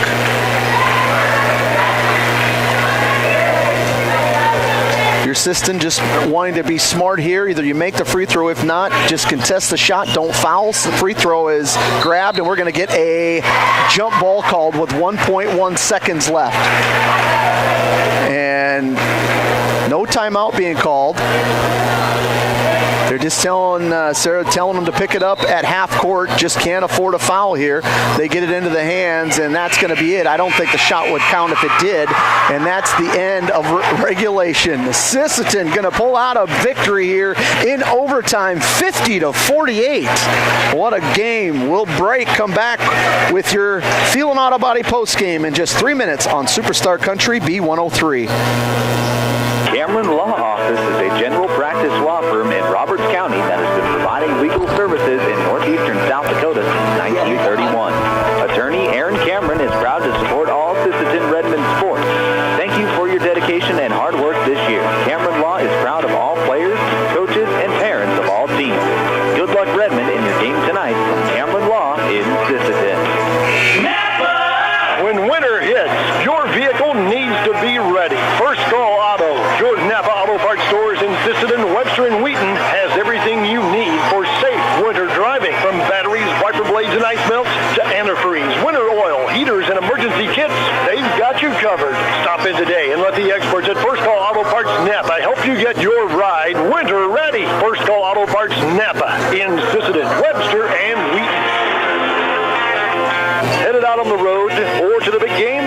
Stop by Stilson Service in Sisseton. Fuel up with top quality Marathon gasoline. Grab your game day snacks, hot coffee, or a quick bite, and stock the cooler with ice cold drinks. Hitting the lake? Stilson Service has live bait and fishing supplies too. Locally owned and proud to support our Sisseton Redmond athletes because teamwork and community go hand in hand. Stilson Service, Highway 10, Sisseton. Your one stop for gas, gear, and good times. At Dakota Bank, we're proud to be a state-chartered bank with the flexibility to meet your needs and the heart to invest where it matters most, right here at home. Through our Give Where We Live initiative, we're committed to making a positive impact in the communities we serve. From banking and insurance to mortgage and trust services, Dakota Bank is here for customers who value strong, lasting financial relationships, and as always, we're proud supporters of high school sports. Best of luck to all teams. We're cheering you on. Redmond fans, when life gives your car a tough break, count on Thielen Auto Body in Sisseton to get you back in the game. From dings and dents to full collision repair, Thielen's experienced crew delivers top-notch workmanship with hometown service you can trust. Just like our Redmen, they know the value of teamwork and doing the job right. Thielen Auto Body Shop in Sisseton, proud to stand behind the Sisseton Redmen and proud to keep you rolling strong all season long. Sisseton Livestock Auction. proud supporter of all high school activities, including the arts, speech, sports, and music. All classes provide a very important part of learning. Sisseton Livestock recognizes parents, coaches, and teachers for representing our school and community. Congratulations for your achievement. It takes a great effort and teamwork from everyone to be there. Good luck in your game from everyone at the Sisseton Livestock Auction.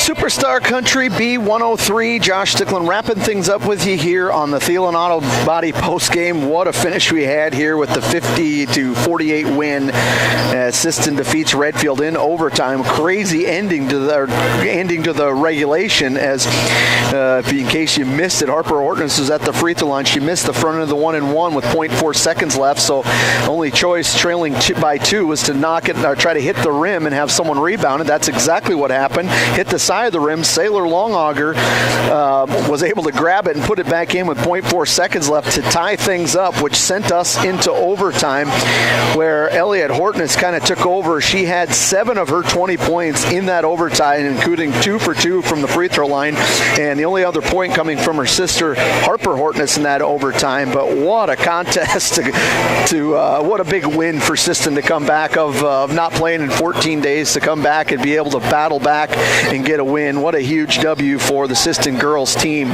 Let's go through some of those scores. Well, first for Redfield, 26 points for Youngworth. She was their offensive spark all night tonight. 10 points for Giblin, 6 points from Evans off the bench, 4 points from Hardy, and 2 points from Frericks. All these unofficial scores, mind you. Things got quite messy here with the scorekeeping. Redfield unofficially 13 of 23 from the free throw line. For the Redmen, as I mentioned, led by Elliot Hortness with 20 points in the contest, 7 in overtime, 12 points coming from Piper Longauger, 6 points coming from Sailor Longauger, none bigger than the last 2 in regulation, 4 points from Kennedy Hansen, 4 points from Harper Hortness, and 2 points from Fallon Hawkins, also 3 points from Ivory Labatt. The Redmen were 10 of 19 from the free throw line. Quarter breakdown, the Redmen led 14-9 after the first quarter. They were outscored 10-6 in that second quarter, but they took a 1-point lead going in the half at 20-19. In that third quarter, Sisseton was outscored 15-13. They did lead 33-27. And that fourth quarter, Redfield outscored them 15-9, and then obviously tying things up, and then outscored them 8-6 in that overtime to give them a 50-48 victory. We're going to take a break. We'll send it back to the studio. We'll have Ashley play some songs. We'll come back in about 10 minutes with boys basketball action here on Superstar Country B103.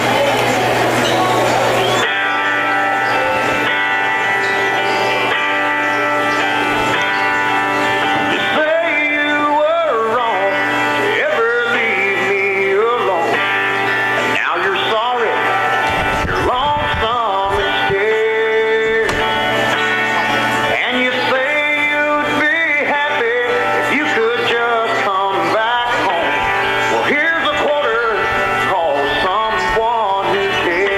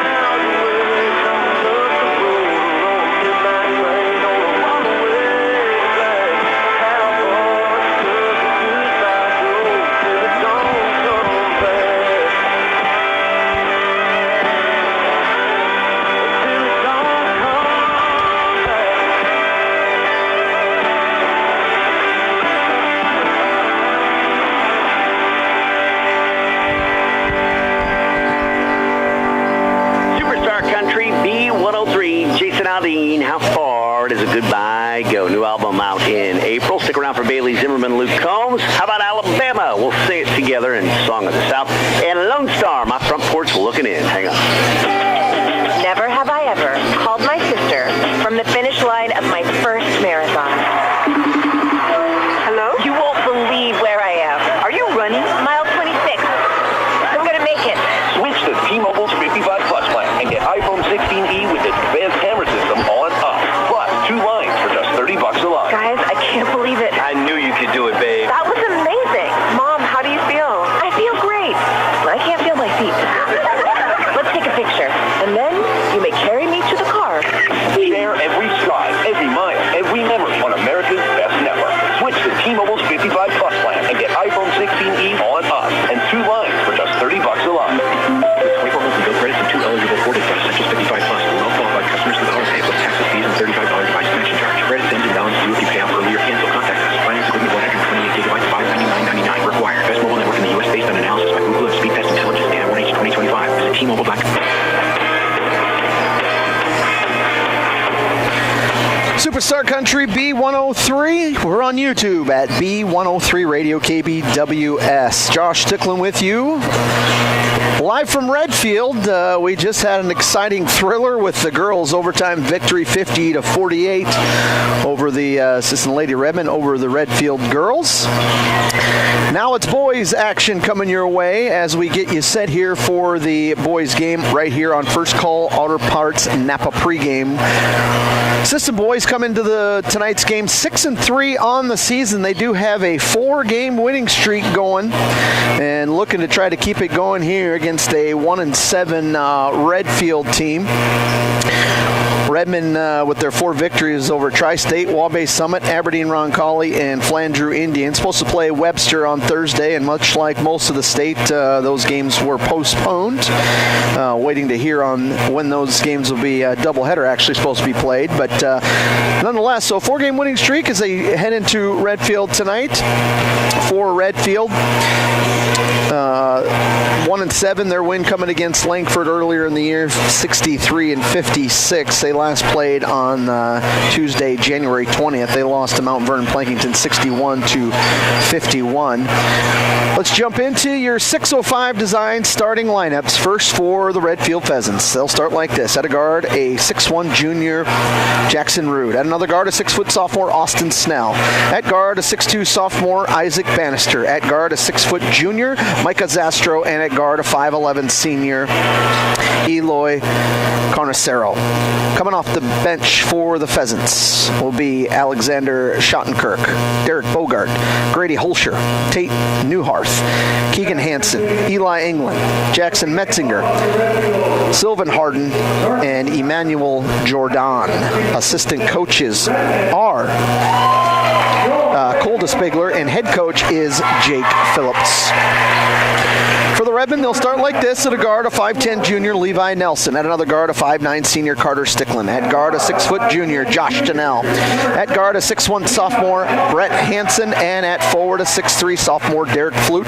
Coming off the bench for the Redmen, Jeremiah Perez, Luke Nielsen, Kenny German, J.J. Ham, Jackson Wagner, Carter Deitch, Kester Saribin, Bryant Brown, Drake Haug, and Sparrow Eagleman. Assistant coaches are Trent Beslin, Wade Veflin, and Anthony Cheetah. Head coach is Jared Gross.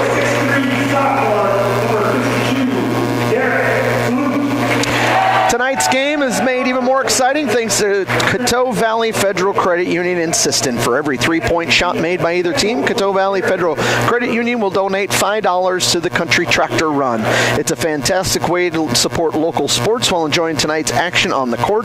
So every time a player sinks a 3-pointer, remember it's not just points on the board, but a donation to help our young athletes. Let's see those threes fly and support a great cause. And in that last game, it was a total of $40 donated from Coteau Valley Federal Credit Union to the Lake Travers Animal Rescue. This game will be donated to the Country Tractor Run. The Law on the Court is brought to you by the South Dakota Attorney General's Office Division of Consumer Protection. Redmond traveling their black unis. Redfield Pheasants in their home whites.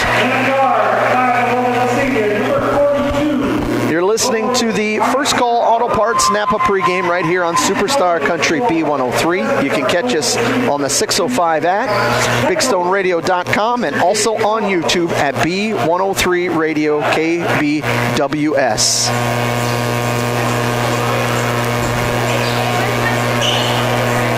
Flute will be tipping off against Bannister. I like these Redfield numbers better.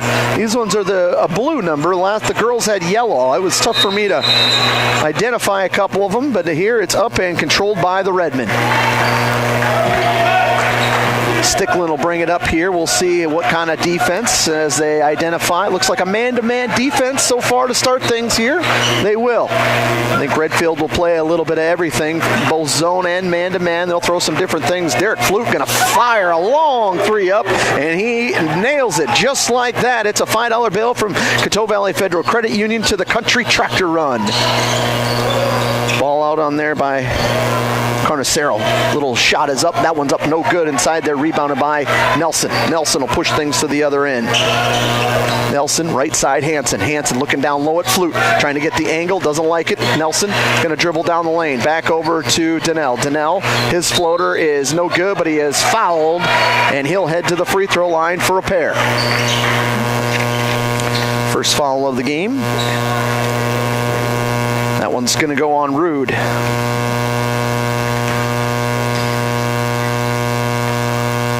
Free throws up and good for Josh Donnell.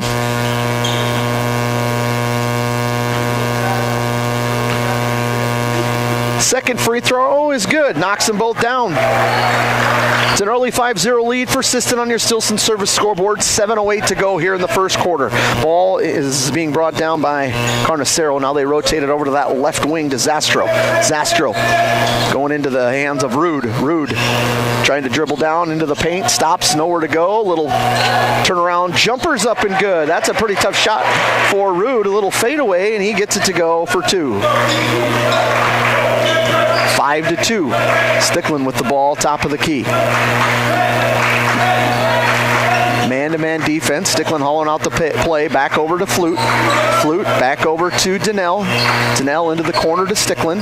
Bounce pass down to Flute. Flute, little floater's good. Nice job. Flute coming down from that top part to get position. Sticklin finds him, and he gets it in for 2 points. That's 5 points for Flute. Hands into Bannister, trying to go baseline, and he's going to say a foul is called. They're going to call Hansen with the foul.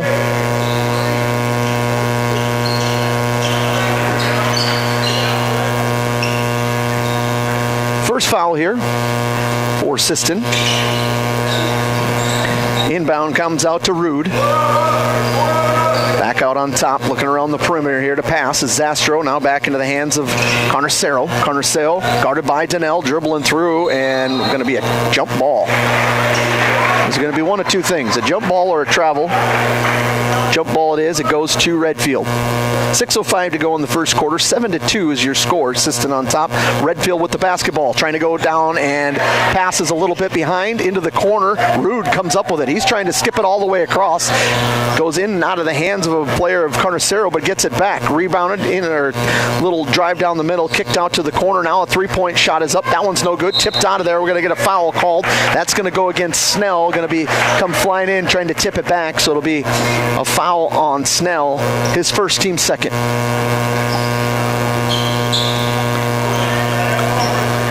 Sticklin brings the ball down the floor here, going against this man-to-man defense. Hands off to Hansen, back over to Donnell. Little cut there from Hansen. Now Flute, top of the key. Long three-pointers up, no good, but an offensive rebound by Hansen. Nelson will try his luck with a three. That one's up and good. Three-pointer from Levi. $5 going from Coteau Valley Federal Credit Union to the Country Tractor Run. And right there was Carnicero. Got by Donnell, but couldn't get it to go. Couldn't finish. Offense or defensive rebound by Hansen. Gives it off to Sticklin. Sticklin now back to Hansen. Right wing Nelson. Nelson gonna dribble back to the top and has the ball tipped from behind. Turnover on the Redmen. Here comes Rude. Rude Listening to the play being hollered out there by Coach. Back into Rude. He give it up, and then he got it right back, and he drives in there. He's got all 4 points for Redfield. It's 10-4. Sisseton on top. 4:45 to go here in the first quarter. Looks like the Redfield going to drop into zone now. So giving a little bit different look. Little 2-3 zone here as they get it from Stickland back to Donnell. Inside to Hansen. Hansen has the ball stripped from behind. It's Carnicero dribbling coast to coast, and he will put it in for his first 2 points of the ball game. 4-point lead for Sisseton after that coast-to-coast bucket from Carnicero. Left wing hand to Nelson to Stickland in the corner to Flute. He fires up a long three off the front of the rim. No good. Offensive board and a foul. Hansen with the offensive rebound. He goes up strong and is fouled. He'll head to the line to shoot a pair of free throws. Foul's going to be, is that on Rude? That's his second. So Rude with 4 of the 6 points for Redfield. Assume he's going to come out of the game with 4:08 to go. First free throw from Hansen is up and good. So he will check out. Into the ball game is Newharth.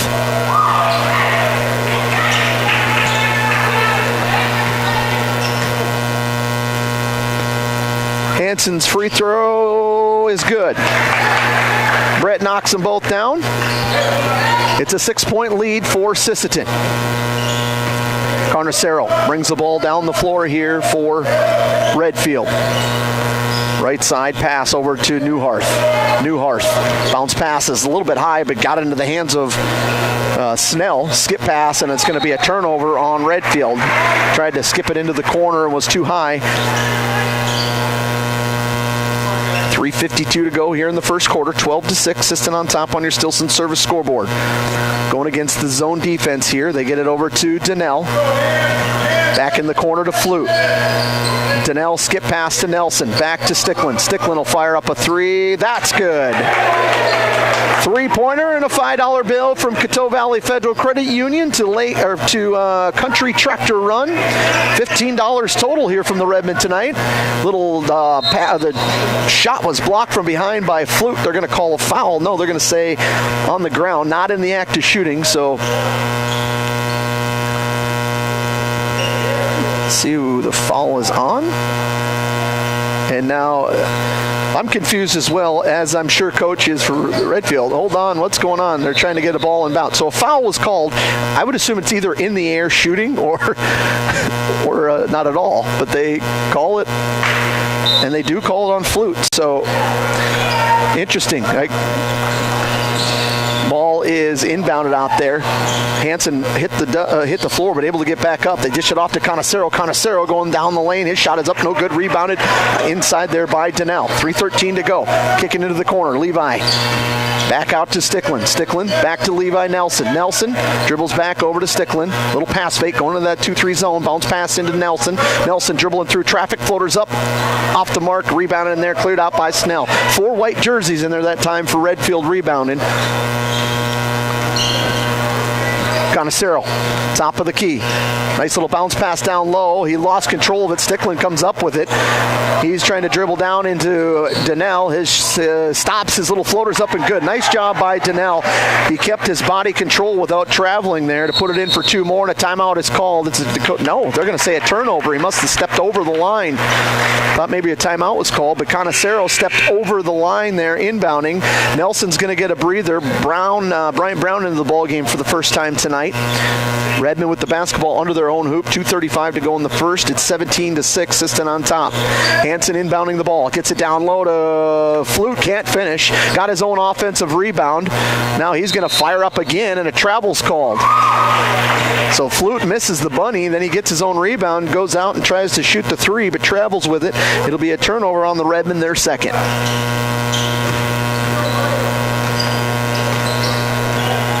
Carnicero.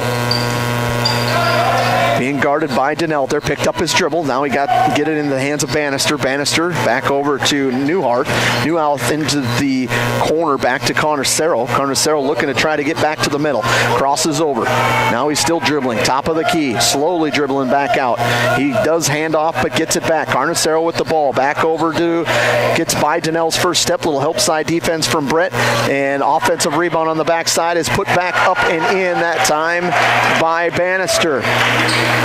Up ahead to Donnell. Donnell going to dribble in, spin move. His shot is contested. Short, no good. Good hustle by Bryant Brown getting the rebound. Another three-pointer from Flute is up and in. Derek Flute for another $5 bill going from Coteau Valley Federal Credit Union to Country Tractor Run.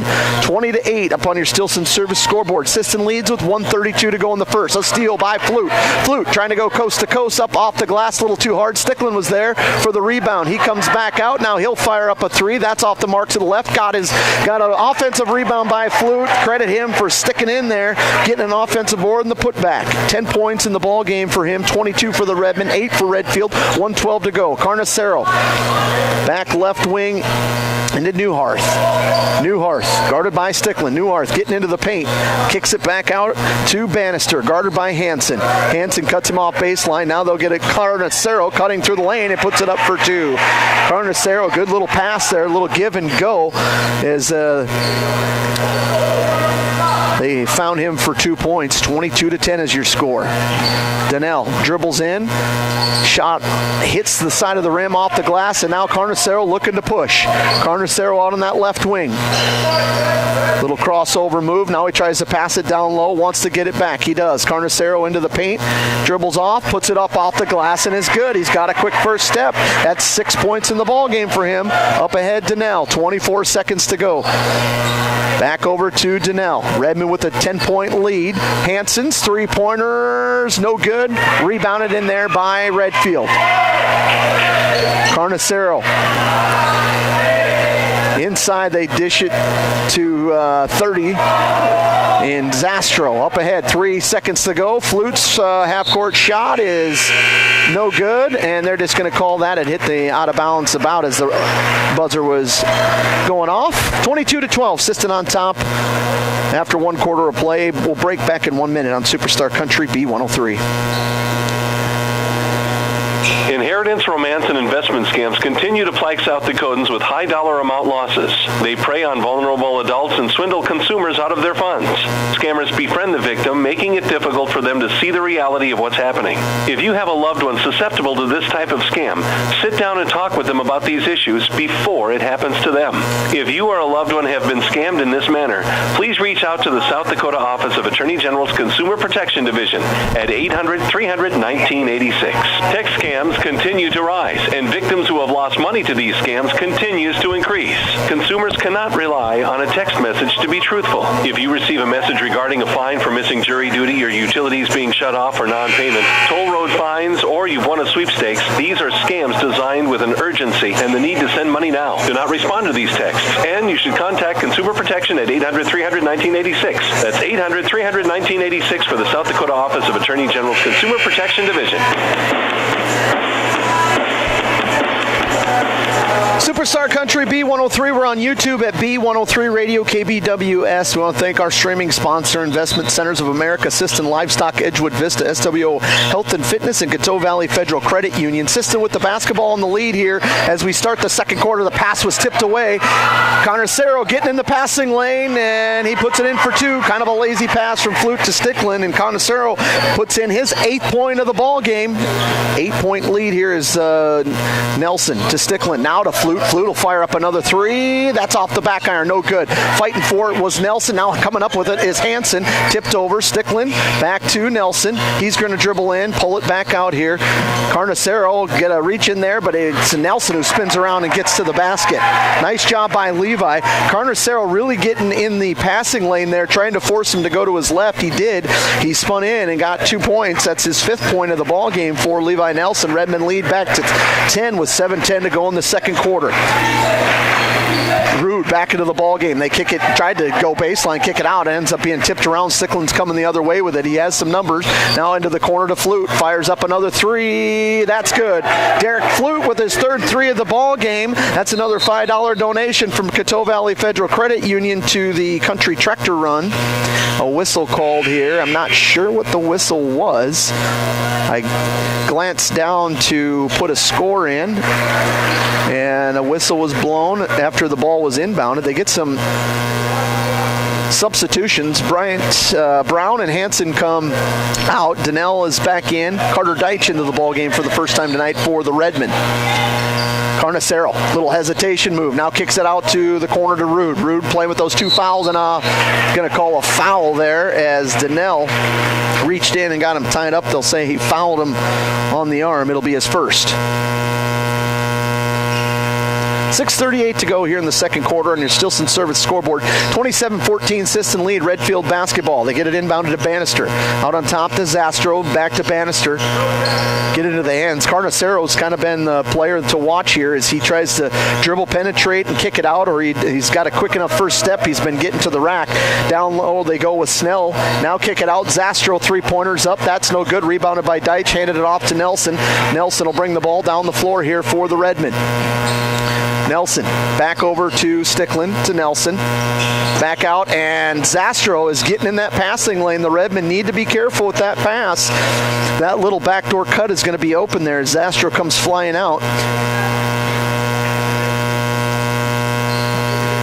Stickland now back to Nelson. Nelson back to Stickland. Bounce pass over to Donnell. Takes a couple of dribbles. Now back to Stickland. Goes through Stickland's hands. He has to throw it. Barely saves it. Down low to Deitch. Back into Flute, who is fouled as he cuts through the line. That was kind of a lucky break for Stickland to even save that.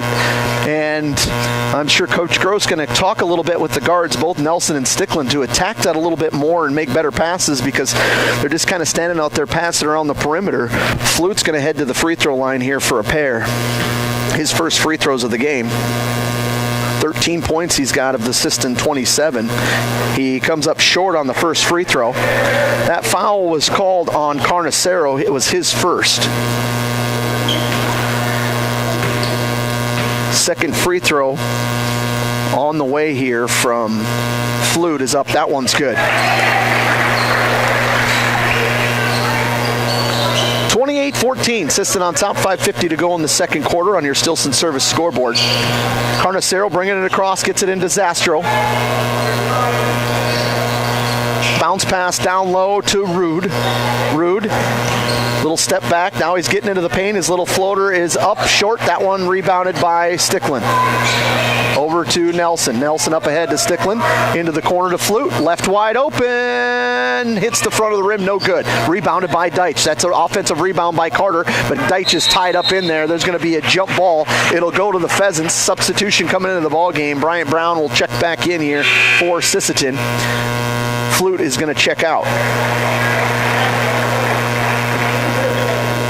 Flute checks out with 14 points here in this first half. 28-14, Sisseton on top of 5:16 to go in the second quarter.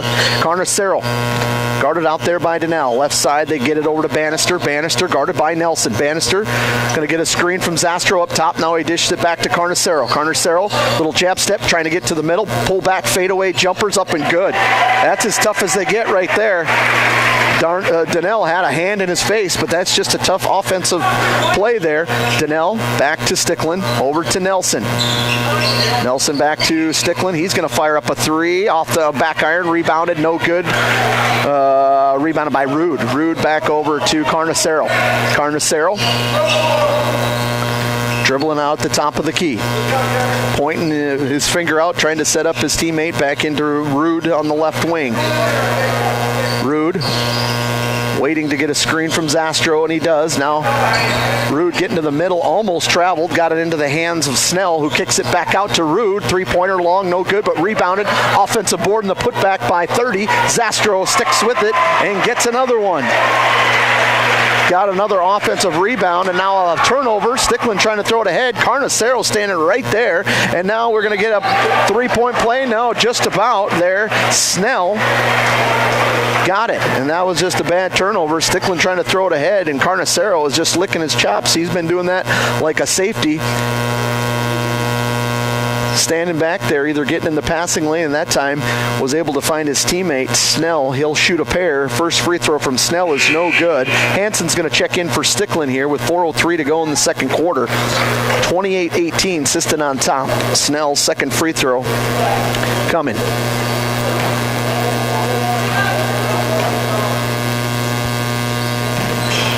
Second free throw is no good and bounces up and goes over the top of the bang board. And it'll be out of bounds, so it'll be Redmond basketball.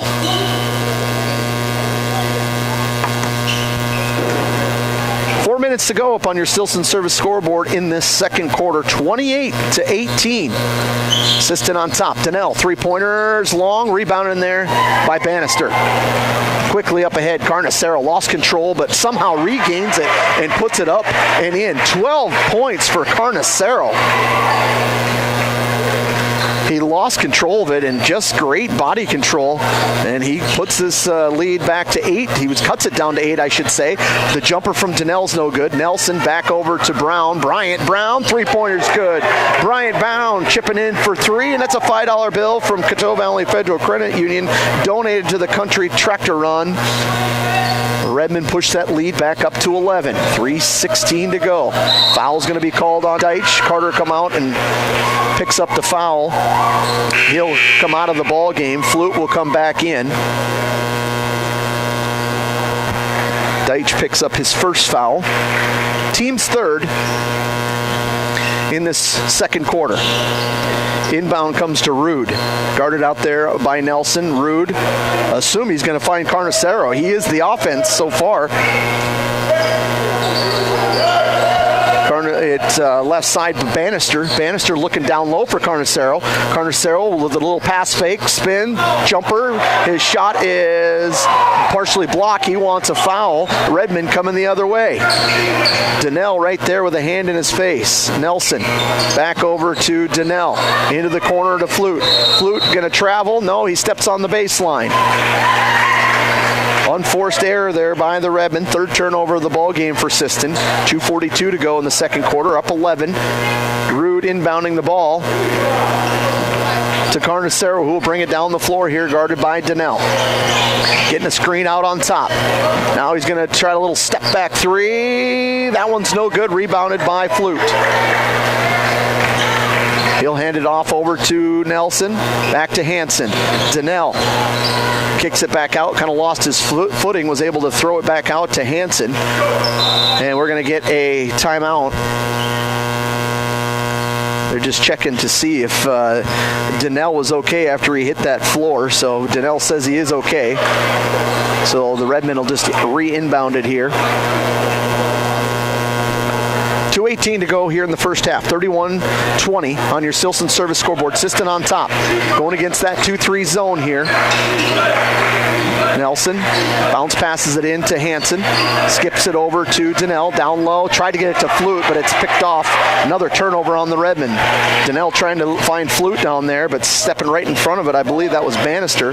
Carnicero up on top. Gets it over to Rude. His little step through. Pass is knocked away. Good hands by Bryant Brown there, who saw that bounce pass from Rude trying to go down low. Tips it away. Back over to Flute. He almost traveled, but they won't call it. Three-pointers no good. Offensive rebound to Hansen. Back to Nelson. Nelson back over to Donnell. Donnell comes out to the top of the key into Hansen's hand. Little step through, and he draws some contact. He'll head to the... Oh, my.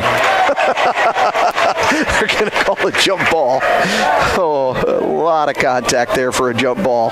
Zastro had a hold of Hansen as he went up. They call a jump ball. It'll stay with Sisseton. 1:32 to go in the second quarter. Been stuck on this 31-20 score for a while. Hansen gets it back over to Stickland. Stickland will pull it back out to Nelson. Nelson back over to Stickland. Flute going baseline. Now back to Stickland. He thought about the three. He's going to dribble in. Kicks it out to Donnell. Nope, can't get it to go. Through the hands of Nelson. He'll regain it. 6 seconds on the clock. Hansen over to Donnell. Donnell back to Flute. Flute will fire it up, and he's going to get a travel call first. Not a very good possession there for the Redmen. A lot of standing around and passing offensively, and that's kind of how it's been the last few possessions here, as we've been stuck at this 31-20 score for a while, with now a minute to go in the second quarter. 31-20. Connor Serrell with the ball, trying to go baseline. Pulls it back behind his back. Now pulls it back again, out beyond the three-point line. Now Derek and him switch. Try to go down low, and now they're going to call foul on Donnell. That's going to be his second.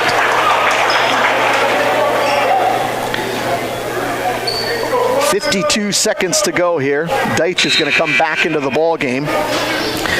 Assuming is Donnell going to come out with those two fouls? He will. And now Nelson will have the duty of guarding Carnicero. Inbound play coming, and they get it out to the top of the key. Oh, three-pointer from Snell is up, and we're going to get a foul called on Zastro. Zastro with a little push in the back there on Flute on the rebound. That's Zastro's first. 48 seconds to go here in the first half, 31-20. Stickland will bring the ball down the floor here.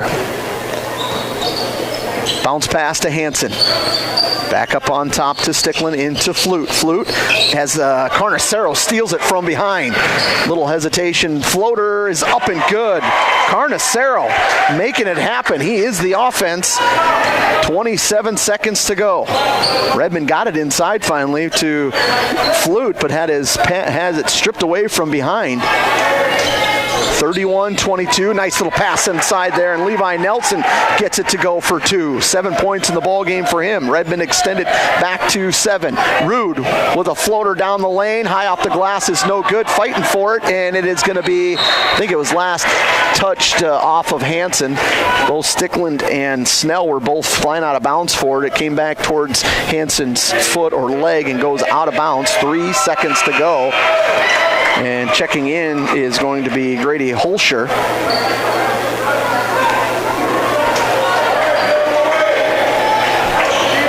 3.4, Redfield basketball underneath their, actually it's in the corner, I should say. 33-22, fighting through, seeing who they can get it to. Carnicero, nope, they get it out on top to Snell. He's kind of standing around waiting for Brady to get a shot off the front of the rim, and that is no good.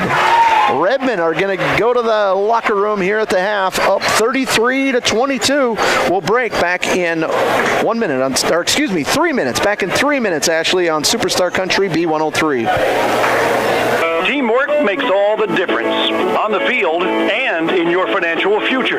Kelsch, Kreese & Associates in Sisseton is proud to support our Redmond athletes. Whether it's tax preparation, accounting, or financial planning, their experienced team works hard to give you the guidance and confidence you need. Just like our student athletes, they know success comes from preparation and dedication. Kelsch, Kreese & Associates in Sisseton, proud supporters of Redmond sports and proud to be a part of this great community. Lewis Family Drug is your one-stop location. In addition to quality prescription and non-prescription drugs with free delivery, Lewis has a huge selection of everyday basics and name brands and specialty items, always at affordable prices. They carry seasonal items, fabrics, crafts, and groceries. Shopping at your local Lewis Drug is more simple and more rewarding than ever. Download the Lewis mobile app to add on-the-go convenience to your errands. Lewis Family Drug, everyday savings close to home. Traverse Electric Cooperative has been powering our rural tri-state area for generations, and now their commitment goes beyond reliable, affordable electricity. They're here with professional electrician services too. From installations and repairs to maintenance, Traverse Electric's licensed and bonded team is ready for your residential, commercial, ag, generator installs, and new building projects. Quality service, hometown values, and a team you can trust. Call Traverse Electric Cooperative today, working together to keep our communities connected. Dakota Connection C-Store. On your way to the game or coming home from the game, stop at Dakota Connection C-Store for the snacks and drinks everyone wants. And you can top off the tank. Dakota Connection C-Store. Open 8 a.m. to midnight, 7 days a week. Friendly smiles and everything you need to make your trip a great memory. Dakota Connection Connection C-Store, hoping that all of our area teams have a great season. Coteau Valley Federal Credit Union believes in people helping people. That means putting you first. As your local community-based credit union, they're here to serve your financial needs with personal service and trusted solutions. Visit the newly remodeled office, use the 24-hour ATM, swing by the drive-up window, or stop inside during business hours. Whatever works for you, Coteau Valley Federal Credit Union is here to help. Call or visit today and see how they can improve your financial future. Because at Coteau Valley, you're more than a customer, you're family. Coteau Valley Federal Credit Union, local, trusted, here for you. Need custom gear? Visit 605 Design and Apparel on Veterans Avenue. They specialize in unique logos and designs with direct transfers and embroidery on t-shirts, hoodies, caps, and have a great selection of Sisseton Redmond apparel in store. Whether it's for your business, school, sports team, family reunion, or party, they'll personalize it with a quick turnaround. For standout designs and speedy service, choose 605 Design and Apparel in Sisseton. Check them out on Facebook today.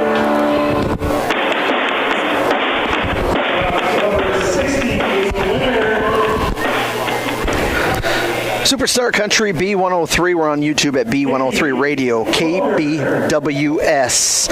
At the half, Sisseton boys basketball, they lead 33-22. Go through some of your halftime stats for Redfield. They were led by Carnicero. 14 of the 22 points coming from Carnicero, and they were not easy baskets. A couple of fadeaways, some tough shots, but he's been having it going in this first half for them. 4 points for Rude, 2 points from both Bannister and Zastro. They were 0 of 2 from the free throw line. As for the Redmen, they were led by Derek Flute. 14 points for Derek, including 3 threes. 7 points from Levi Nelson. 4 points from Donnell. 3 points from Stickland. 2 points from Hansen, and also 3 points from Brown coming off the bench. Redmen are 5 of 6 from the free throw line, and they have made no three-pointers from Redfield, but the Redmen donating or helping Coteau Valley Federal Credit Union donate $30 to Country Tractor Run in that first half. We are at the half here in Redfield. We'll take another break, come back in 2 minutes here on Superstar Country B103. The Sisseton Courier does more than the weekly newspaper. They're a high-quality design, custom print service, and office supplies provider. With their wide-format printers, they can print up canvas prints, posters, and banners. They can also design cards like Save the Date, invitations to any occasion, Christmas cards, full-color envelopes, raffle tickets, scratch pads, and much more. No job is too big or too small, and they will beat the price of their competitors, or at least match it. For a quote on pricing and more information, give them a call or stop in to the Sisseton Courier. Cameron Law Office is a general practice law firm in Roberts County that has been providing legal services in northeastern South Dakota since 1931. Attorney Aaron Cameron is proud to support all Sisseton Redmond sports. Thank you for your dedication and hard work this year. Cameron Law is proud of all players, coaches, and parents of all teams. Good luck, Redmond, in your game tonight from Cameron Law in Sisseton. When winter hits, your vehicle needs to be ready. First Call Auto, your Napa Auto Parts stores in Sisseton, Webster, and Wheaton has everything you need for safe winter driving. From batteries, wiper blades, and ice melts to antifreeze, winter oil, heaters, and emergency kits, they've got you covered. Stop in today and let the experts at First Call Auto Parts Napa help you get your ride winter ready. First Call Auto Parts Napa in Sisseton, Webster, and Wheaton. Headed out on the road or to the big game? Stop by Stilson Service in Sisseton. Fuel up with top-quality Marathon gasoline. Grab your game day snacks, hot coffee, or a quick bite, and stock the cooler with ice-cold drinks. Hitting the lake? Stilson Service has live bait and fishing supplies, too. Locally owned and proud to support our Sisseton Redmond athletes because teamwork and community go hand in hand. Stilson Service, Highway 10, Sisseton. Your one-stop for gas, gear, and good times.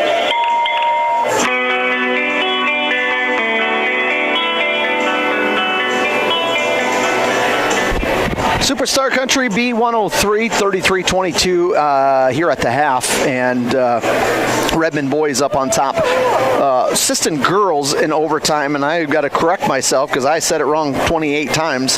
It actually wasn't Saylor Longauger that made that basket. It was Piper. I should have known better because Piper and Harper were having a long conversation at the free throw line as she had when she had one left and was trying to miss it on purpose. So it was actually Piper, not Saylor, that made that shot. So she ended up with 14 points. But so just a correction on that. But nonetheless, girls getting a big overtime win, 50-48 in that first game to come back, or their first game back in 14 days. Also, some scores. Sisseton Sea Girls lost today. The JV lost in a close one. Girls get that overtime victory. The boys got a win here in Redfield. JV boys also got a win. Varsity up 33-22 at the half. Also want to congratulate the Sisseton Redmond Wrestlers. The boys play second today in the River City Rumble. Isaac Folk placed second. Caden Cheetah was second. Piotr with first place. Folk, Evan Folk with third. Blake Steiner got third. Also, congratulations to Blake. He got his 100th career varsity win today. Rory Current with fourth. Holden Hawkins got first. Malachi Anderson got third. From the girls' side of things, Isabella Current got second, and Marianne Rice got second as well. Make sure to head to the Ben Rifle this Tuesday as the boys and girls have a home triangular on Tuesday night. It's parents' night. Head over to Ben Rifle to support the boys and girls wrestlers. We're at the half. We'll take one last break. Come back in 2 minutes on Superstar Country B103. At Dakota Bank, we're proud to be a state-chartered bank with the flexibility to meet your needs and the heart to invest where it matters most, right here at home. Through our Give Where We Live initiative, we're committed to making a positive impact in the communities we serve. From banking and insurance to mortgage and trust services, Dakota Bank is here for customers who value strong, lasting financial relationships, and as always, we're proud supporters of high school sports. Best of luck to all teams. We're cheering you on.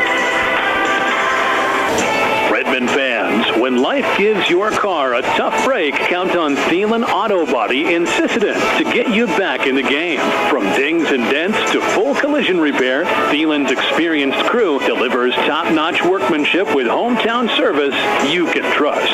Just like our Redmen, they know the value of teamwork and doing the job right. Thielen Auto Body Shop in Sisseton, proud to stand behind the Sisseton Redmen and proud to keep you rolling strong all season long. Sisseton Livestock Auction, always a proud supporter of all high school activities, including the arts, speech, sports, and music. All classes provide a very important part of learning. Sisseton Livestock recognizes parents, coaches, and teachers for representing our school and community. Congratulations for your achievement. It takes a great effort and teamwork from everyone to be there. Good luck in your game from everyone at the Sisseton Livestock Auction.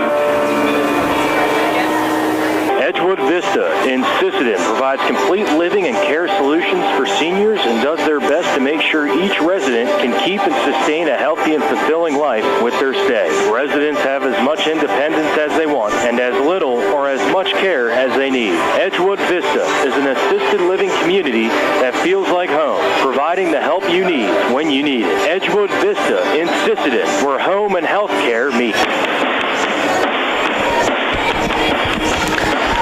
Superstar Country, B103. We're on YouTube at B103 Radio, KBWS, streaming online. Thanks to our streaming sponsors, Investment Centers of America, Sisseton Livestock, Edgewood Vista, SWO Health and Fitness, and Coteau Valley Federal Credit Union. It's Redfield basketball as we start this second half. Sisseton up 33-22. Redmond playing their man-to-man defense. Skip it back over a crossover to Snell.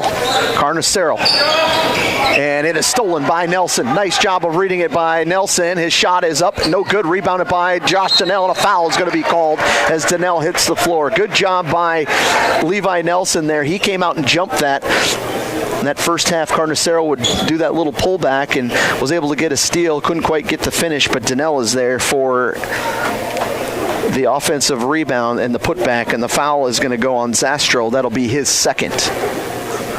Free throw is in and out for Donnell.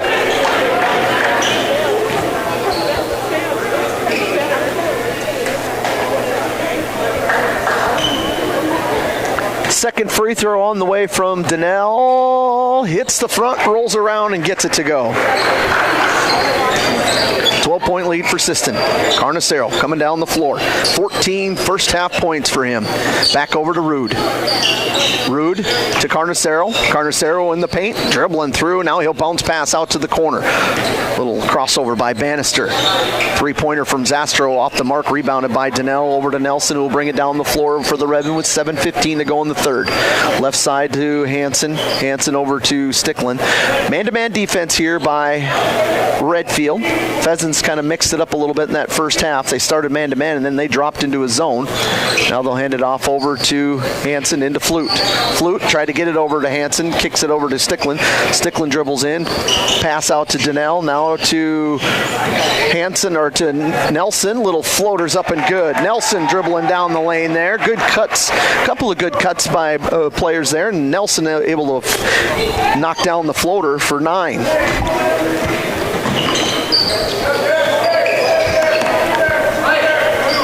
Rude hollering out the play there, and it's trying to get it to Carnicero. Carnicero, little step through, back over to Zastro.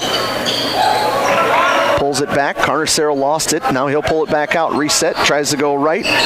Little hesitation move. Going baseline. His shot is off the mark. No good. Grabbed over there by Stickland. Stickland trying to push, but didn't have the numbers. Now they'll go to the corner. Nelson, wide open three. Off the front of the iron. Right there. Offensive board by Hansen.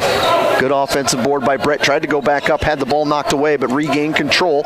Now they'll reset up the offense here. Going against that man-to-man. Up 36-22. Taking his time is Nelson. Nelson, bounce pass over to Donnell, dribbles down the paint, shot up off the glass, good and one. Josh Donnell has a chance at a three-point play. He's got 7 points in the ball game. That time, both Flute and Donnell came up to that high post position. They got it to Flute on the right side, and he just kind of spun and got to the lane. He draws the foul on Zastro, his third. Free throw is off the mark. Flute is going to get called for a foul as he tried to go up and tip it over, and it's a push in the back. That's his second.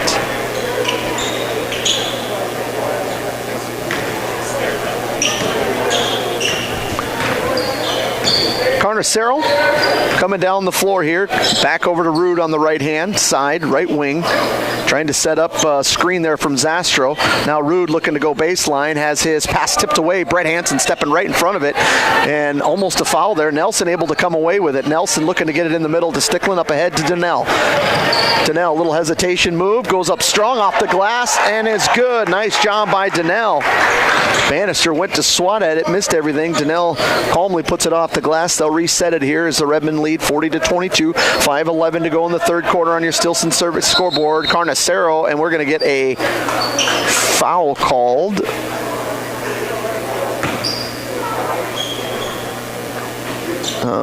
Waiting to see. The official had the back to me, so they're going to call Donnell with his third.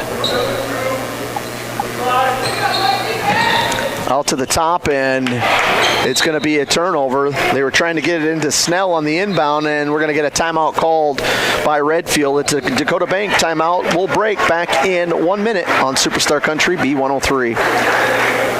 Data limits and slow speeds holding your home and devices back from their potential? Venture Communications is ready to help make your smart home with their extreme Wi-Fi coverage. No data limits for all of your smart home needs, including camera systems, remote thermostat controls, and streaming needs. Free email address too. Equipment provided and maintained by Venture Communications for worry-free Wi-Fi. To get extreme Wi-Fi coverage, whether you venture in or around your home, contact Venture Communications 852-2224 or online at www.venturecom.net. Long Auger Stack Movers and Roll-Off is this area's favorite stack movers. Call Doug for your over-the-road stack moving from the field to the farm. We'll get her done. Long Augers also has this area's favorite roll-off service. Let them know when you need a roll-off dumpster. They'll drop it when and where you need it and haul away when you're ready. Long Augers are also custom combiners. Call Doug for custom combining details. Long Auger Stack Movers and Roll-Off in Sisseton. You call, we haul.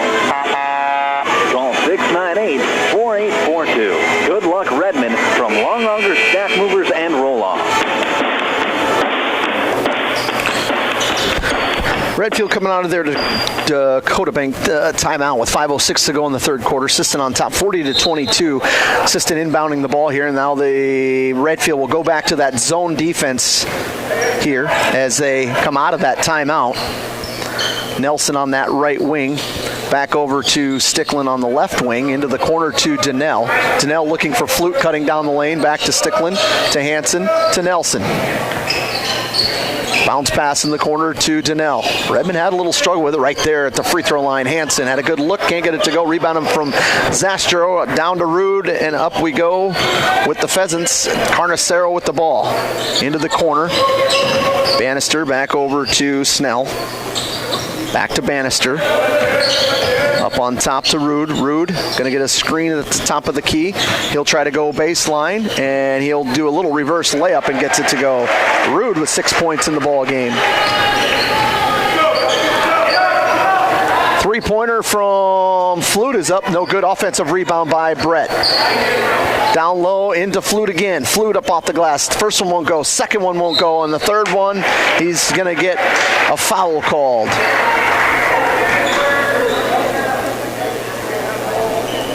Foul will go against Snell. It's his second. Flute at the free throw line for his first. Free throw's good. 15 points in the ball game for Flute. First point of the second quarter, or second half, excuse me.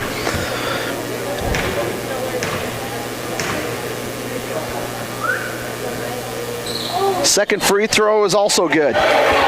Knocks them both down.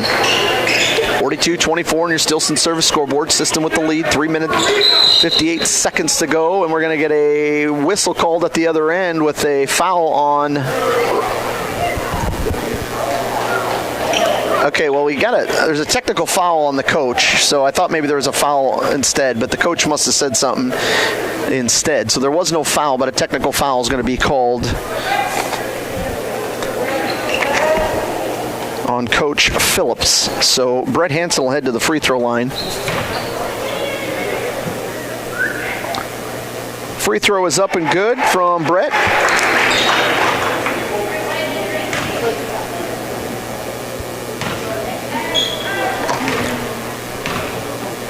Second free throw on the way from Hansen is up and good. Knocks them both down. 4 points in the ball game from Brett, all coming at the free throw line, 4 for 4. Redmond will also get the ball back here. Officials talking it over, and it's a 20-point lead here. Officials now still talking, and is there a question? Was that why that's... Not sure what they're talking about. 3:57 to go in the third. Redmond lead by 20. Donnell will inbound it over here to Sticklin. Going against that zone defense here. Bounce pass over to Nelson. Nelson to Sticklin. Little pass fake. Now back over to Nelson. Sticklin on top. Dribbles into some traffic. Now bounce pass over to Flute. Three-pointers. Good. Derek Flute knocking down another three. His fourth three of the ball game, and another $5 being donated from Coteau Valley Federal Credit Union to the Country Tractor Run. Pass is stolen by Sticklin. Sticklin going up ahead. His layup at the other end is good. 49-24 with 3:16 to go. Rude gets a screen. Now he's going to dribble down the paint. His shot up off the glass. He's short. He got down the lane, but left it short. Rebounded by Flute. Back to Sticklin. And Sticklin throws it right into the hands of Rude. Back to Carnicero. And Carnicero puts it in for two, and a timeout called by Redfield. 49-26, Sisseton on top. We'll break back in 1 minute on Superstar Country B103. Teals Market in Sisseton are proud supporters of the Sisseton Redmond. Teals Market has been in the grocery business for over 70 years and spans 4 generations. They're your full-service supermarket in Sisseton, with weekly specials in every department. Teals Market wishes the best of luck to the Sisseton Redmen in tonight's game. They're behind you all the way. At Woodland Cabinetry in Sisseton, we don't just build cabinets. We build futures. As an employee-owned company, every team member has a stake in our success. That means more pride in the work, more dedication to quality, and more reason to go that extra mile. Whether you're looking for a great place to work or custom cabinetry made with care, Woodland Cabinetry delivers. Stop by or visit woodlandcabinetry.com and see what employee ownership really looks like.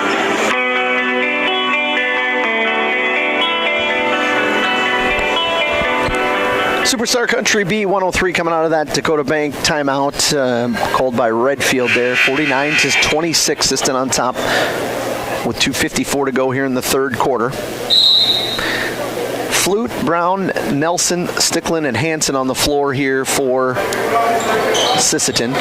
Sticklin bounce passes, no, he's going to turn around and shoot a jumper instead and gets it to go. Spun around a few times, thought he was going to pass it instead. Hits the jumper. 7 points in the ball game for him. 51-26, Sisseton on top. Carnicero with the ball. We'll cross over and looking for a teammate. Now he's going to have to just settle for getting it back out to Bannister at the top. They tried to get a little bit of a give and go there, but defensively, Sisseton stopped that. Now they're going to get it back to Carnicero, guarded by Flute. Carnicero, and we're going to get a foul called. It's going to be a reach-in foul on the Redmen. It's actually going to be on Flute. It'll be his third. Flute will come out. Carter Deitch will come in.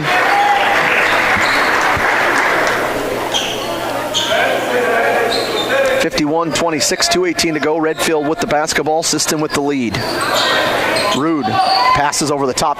Somehow got it in. Snell ended up with it. Shot is no good. Rebounded by Sticklin. I'm not sure that's where he's wanting to go. I know that's not where Coach Gross wants Carter to go with the basketball. As Carnicero jumps ahead and is able, he tips it away. It's no good. Zastro is there for the putback. Zastro for 2 more points, and just an unforced error in this situation to even attempt that pass. Carnicero not able to make it pay. Zastro was. Hansen looking to get it back to Sticklin, who will fire up a 3. Hits the front of the rim short. Rebounded by Carnicero. Carnicero going to try to go coast to coast, and he will glide through and make 2 more points. 18 points in the ball game for Carnicero. 51-30. Sisseton with a healthy lead, but we've had trouble closing games out this year. And another shot that they're going to say a block shot that time. Hansen had drove baseline there. Some contact, but they'll say no foul. Here comes Redfield. Redfield will have it over here with Rude. Rude, little jab step, gets by. Now he'll stop, pull it back out. Tries to go to the corner. He does go to the corner. And the three-pointer in, out, and back in by Bannister. And a few possessions change things in a hurry here. $5 donation from Coteau Valley Federal Credit Union. They get it down low to Deitch, who puts it in for 2. Nice job for the Redmen to get an answer there. Get it back to 20. Rude. Dribbling out here at the top of the key. Point, he wants a screen. Trying to go baseline. He does go baseline. His little jumper's up, no good, and expect the Redmen to try to take the last shot here, as the shot clock actually could be shut off, I think, judging. Deitch back out to Hansen. Right wing back to Sticklin. Back to Hansen. His little floater is up, no good. Rebounded in there, and it's going to be last touch by the Redmen. Donnell and Flute come back in. Sticklin and Brown go out. 13.7 seconds in the third quarter. Eli England will come into the ball game here.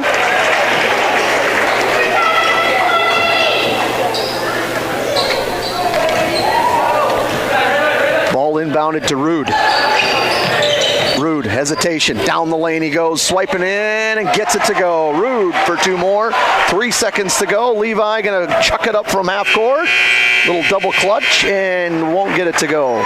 53-35, Sisseton on top after 3 quarters of play. We'll break back in 1 minute on Superstar Country B103. Teamwork makes all the difference on the field and in your financial future. Kelsch, Kreese & Associates in Sisseton is proud to support our Redmen athletes.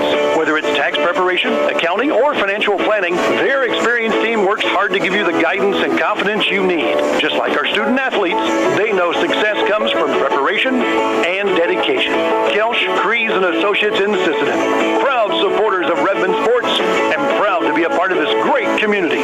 Lewis Family Drug is your one-stop location. In addition to quality prescription and non-prescription drugs with free delivery, Lewis has a huge selection of everyday basics and name brand and specialty items, always at affordable prices. They carry seasonal items, fabrics, crafts, and groceries. Shopping at your local Lewis Drug is more simple and more rewarding than ever. Download the Lewis mobile app to add on-the-go convenience to your errands. Lewis Family Drug. Everyday savings close to home.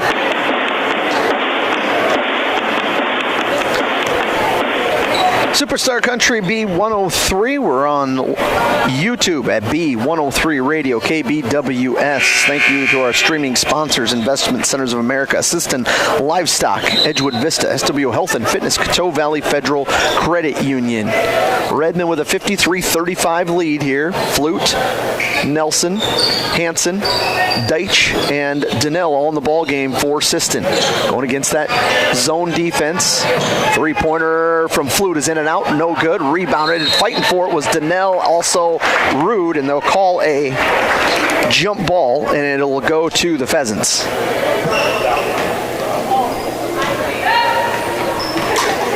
Carnicero bringing the ball down the floor here, guarded by Nelson. Carnicero crossover, gets a screen. Now he comes back, little fadeaway floater off the glass, no good. Rebounded by Deitch. Deitch up to Hansen. Hansen will bring the ball down the floor. Hansen, left wing to Donnell in the corner to Flute. Back to Flute, skip pass into the corner, and that's to nobody. They're going to call a foul. I guess there's a blocking foul instead, and if you're a Redfield fan, you're not going to like that one. Flute came in there kind of out of control, I would say, and he was thrown into the corner, and now the pass inbound goes to Flute. He has it knocked away from him. Flute wanted to foul, but I think he's probably fortunate not to get to have a turnover here. Redmond inbounding with Hansen. Hansen inbounds it over to Donnell. Has a couple players kind of go out on him on that in that zone defense there where they almost tried to trap. They don't get there in time. Donnell now driving down, a little floater in the lane, no good. Rebounded. Cannot come away with it. Are the Redmond. Both Deitch and Flute had it, kind of fought over it. Carnicero ends up with it. He's down at the other end. We'll pull it back out. Little jab step, gets it across, skip pass, tipped, and that was just bad luck as it both Newharth and Bannister were kind of in the same position. Newharth has it tipped, goes from his hand into Bannister's, and then out of bounds. Stays Redmond basketball. Flute, three-pointer, wide open, off the mark, no good. Rebounded by Carnicero. 6:36 to go here in the fourth quarter. Carnicero, little floater, and he goes down the lane and fades off to his left and knocks it down. 20 points for Carnicero in the ballgame. 20 of the 37. Sisseton lead 53-37, 6:19 to go. Flute, back over to Hansen. Nice look, little step out there, and Brett goes to the rack uncontested and puts it in for two. Little step out is what they call that against the zone defense. Out on top, they get it into the hands of England. England lost control, and Redmond will come the other way. Nelson back to Donnell. Donnell back to Nelson. Back over to Flute. Another three-pointer off the mark for Donnell. Rebounded by Redfield. Redfield still hanging in this one. As I mentioned, Sisseton has not done a great job of closing games out this year. I know it's a 55-37 lead, but I've seen things happen. Carnicero lost control of that one. He saves it. His teammate ends up with it. Newharth somehow got it. Back into Carnicero, coming from out of bounds, flying down the lane. His shot is no good. Grabbed out of there by Flute. Hands it off over to Nelson, to Donnell. Three-pointers in and out from Donnell, and that's going to be Redmond basketball. Redfield basketball as Stickland's going to come into the game. Donnell's going to get a breather. 55-37 on your Stilson service scoreboard. Sisseton is on top with 5:03 to go. Carnicero slowly dribbling top of the key there. Now he picks it up, gets it over to Bannister. Bannister down low. Snell, his shot is up off the mark, rolling around, coming up with it is Zastro. Zastro has it knocked away. Still, now you're going to regain control and going to get a jump ball called as Deitch hit the floor here. He was reaching in around there, and they will call a jump ball.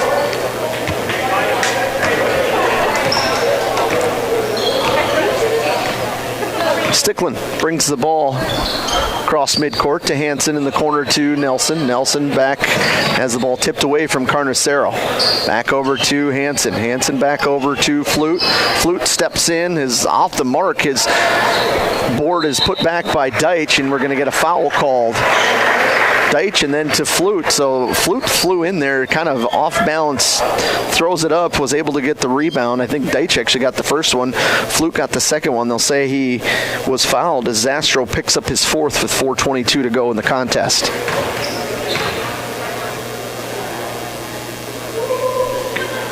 Free throw no good.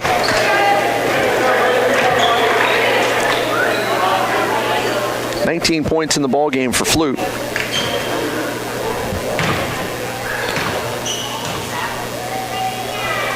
Second free throw is up. That one hits the front of the rim. That one doesn't go either. Rebounded by Redfield. Carnicero gets the screen. He'll hit the little jumper. Nope, off the back of the rim. Rebounded by Flute. Nelson bringing it down the floor. Back over to Stickland. Stickland jump stop down low over to Deitch through his hands and into the hands of Carnicero. Carnicero back up ahead to Rude. Rude gets a screen. He's in the paint. He'll step up. Little jumper. Short. No good. Rebounded by Sisseton. Kind of stuck at this 55-37 here. Hansen dribbles in. Back over to Stickland to Nelson. He got in the lane. Now back out to Flute. Fires up another three. That's off the mark. No good. Rebounded by Nelson. Nelson to Hansen. Hansen down to Deitch. Deitch off the glass is up and good. Good job by Deitch. Caught, turned, and was able to score with a little couple hands in his face off the glass. Gets that lead back to 20. Carnicero getting a screen up on top, trying to get a bounce pass over there to Zastro, who comes down the line. A foul is going to be called. Carnicero threaded the needle to get it to Zastro down the lane, and he'll head to the free throw line.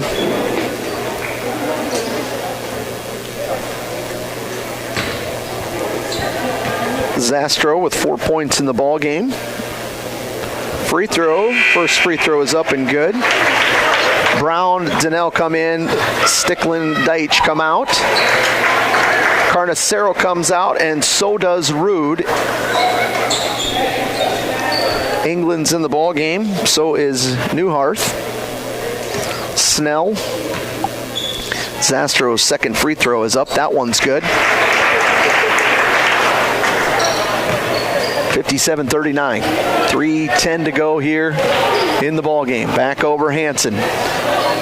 Back to Flute. Rotates around, down low to Bryant. Brown, nice cut, nice pass. Couldn't quite finish it there. Good cut from Hansen. Got in there, but not quite able to get it to go.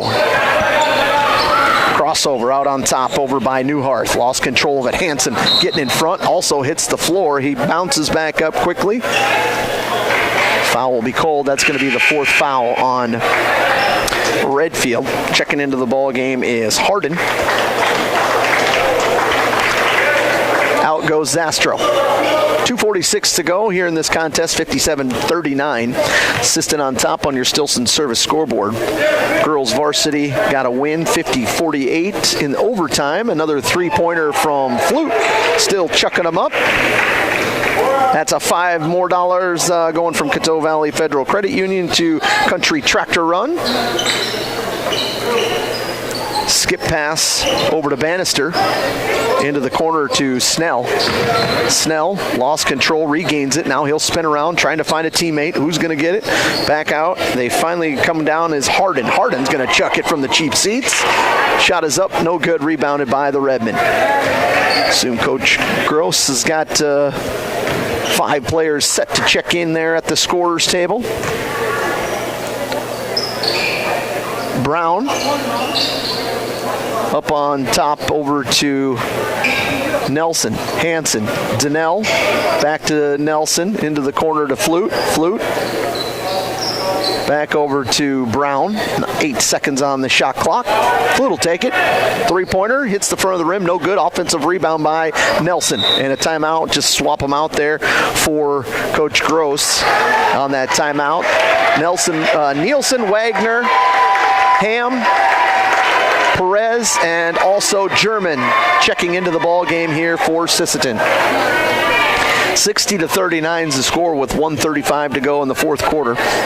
On your Stilson service scoreboard, Sisseton looked to take this victory. Almost got Perez there. Wasn't quite looking, but he just enough to get it back over to German. German has his shot blocked from behind over the top by Harden. And the ball is now knocked away again. Now Nielsen will come up with it. Nielsen back over to Perez to German. German will fire up a 3. That one's short. Rebounded inside by Metzinger. Newharth. Back over to Harden, to Metzinger. Now it's ripped away by Perez. Perez back up ahead. They'll get it to German. German, no one really picked him up. He got into the paint. Now he'll shoot a little jumper. Is up and good. Kenny German putting it in for 2. 62-39. Newharth, and throws it out of bounds, and would assume that should be it. Oh, there is a few seconds difference on the clock. Kester Cerebin and Sparrow Eagleman in the ball game for the Redmen. So 2 seconds separates the shot clock and the game clock. Perez dribbles in, bounce pass down low. Eagleman is in the books. 2 points for Eagleman, and a nice pass that time from Perez to get it down low to Eagleman. 64-39. 13 with the ball. A little jumper, a little off the glass move from Harden is also in the books, and that should do it. J.J. Ham going to dribble it out here for the Redmen as they take a 64-41 victory here in Redfield. We'll take a break. We'll wrap things up in just 3 minutes on the Thielen Auto Body postgame right here on Superstar Country B103. Traverse Electric Cooperative has been powering our rural tri-state area for generations, and now their commitment goes beyond reliable, affordable electricity. They're here with professional electrician services too. From installations and repairs to maintenance, Traverse Electric's licensed and bonded team is ready for your residential, commercial, ag, generator installs, and new building projects. Quality service, hometown values, and a team you can trust. Call Traverse Electric Cooperative today, working together to keep our communities connected. Dakota Connection C-Store. On your way to the game or coming home from the game, stop at Dakota Connection C-Store for the snacks and drinks everyone wants. And you can top off the tank. Dakota Connection C-Store. Open 8 a.m. to midnight, 7 days a week. Friendly smiles and everything you need to make your trip a great memory. Dakota Connection C-Store. Hoping that all of our area teams have a great season. Dakota Connection. Coteau Valley Federal Credit Union believes in people helping people. That means putting you first. As your local community-based credit union, they're here to serve your financial needs with personal service and trusted solutions. Visit the newly remodeled office, use the 24-hour ATM, swing by the drive-up window, or stop inside during business hours. Whatever works for you, Coteau Valley Federal Credit Union is here to help. Call or visit today and see how they can improve your financial future. Because at Coteau Valley, you're more than a customer, you're family. Coteau Valley Federal Credit Union, local, trusted, here for you. Need custom gear? Visit 605 Design and Apparel on Veterans Avenue. They specialize in unique logos and designs with direct transfers and embroidery on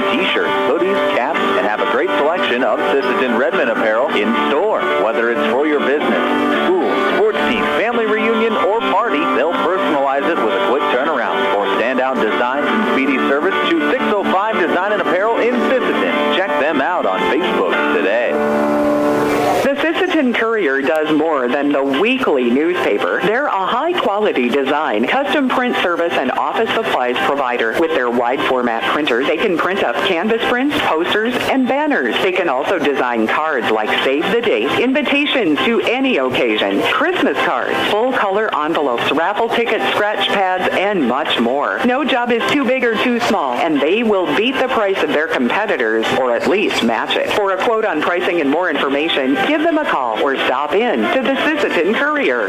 Cameron Law Office is a general practice law firm in Roberts County that has been providing legal services in northeastern South Dakota since 1931. Attorney Aaron Cameron is proud to support all Sisseton Redmond sports. Thank you for your dedication and hard work this year. Cameron Law is proud of all players, coaches, and parents of all teams. Good luck, Redmond, in your game tonight from Cameron Law in Sisseton.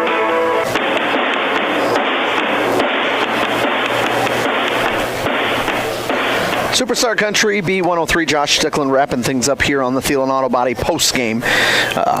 Redmond just defeated in the boys game 64-41. Go through some of those scores. First for Redfield, they were led by Carnicero, ended up with 20 points in the ball game, 8 points coming from Rude, 6 points from Zastro, 5 from Bannister, and 2 from Hardin. Redfield was 2-4 from the free throw line for the Redmond. They were led by Derek Flute with 22 points, 9 points from Donnell, 9 points from Nelson, 7 points from Sticklin, 6 points from Hanson, 4 points from Carter Deitch, 3 points from Bryant Brown, 2 points from Kenny German. The Redmond were 10 of 15 from the free throw line. Breaking down the scores by quarter, Redmond led 22-12 after the first quarter. Outscored them 11-10 in that second one with a 33-22 halftime lead. Outscored them in the third quarter to 20-13 and outscored them 9-6 to give them a 64-41 lead. Redmond boys will go to 7-3 on the season with a 5-game winning streak. Redfield will drop to 1-8. Redmond will have their hands full with their next game. They will be taking on Redfield. They will be taking on Hamlin on Thursday night. Hamlin with another strong program again this year, so both boys and girls will be playing that night. But the girls actually will be playing on Monday. Michael Rosenkrantz will have that for you, a rescheduled game against Great Plains Lutheran. Both boys and girls took 4 out of 6 today here in Redfield. C-girls lost, the JV girls lost by just 1 in the close one. The varsity with an overtime win, 50-48. I do have to correct, I did say Sailor instead of Piper earlier. It was actually Piper that made that free throw made that shot on the missed free throw from Harper at the end of the game, and it was Elliot Hortness actually was 7 of the 20 in that overtime for the girls to give them a 50-48 victory in the girls game. And the boys today with the sweep as they win the C, the JV, and the varsity. We want to thank all of our sponsors for making these broadcasts possible. Kels Creason Associates, Lewis Family Drug, Travers Electric Co-op, Dakota Connection C-Store, Coteau Valley Federal Credit Union, 605 Design, Sisseton Courier, Cameron Law Office, First Call Auto Parts in Napa, Stilson Service, Dakota Bank, Thielen Auto Body, Sisseton Livestock, Edgewood Vista, Venture Communications, Long Auger Stack Moving, and Teals Market. Thanks to Ashley Back producing the show. For Kelly running the camera, I'm Josh Sticklin. Your final once again here from Redfield. Boys defeat Redfield. Sisseton boys defeat Redfield 64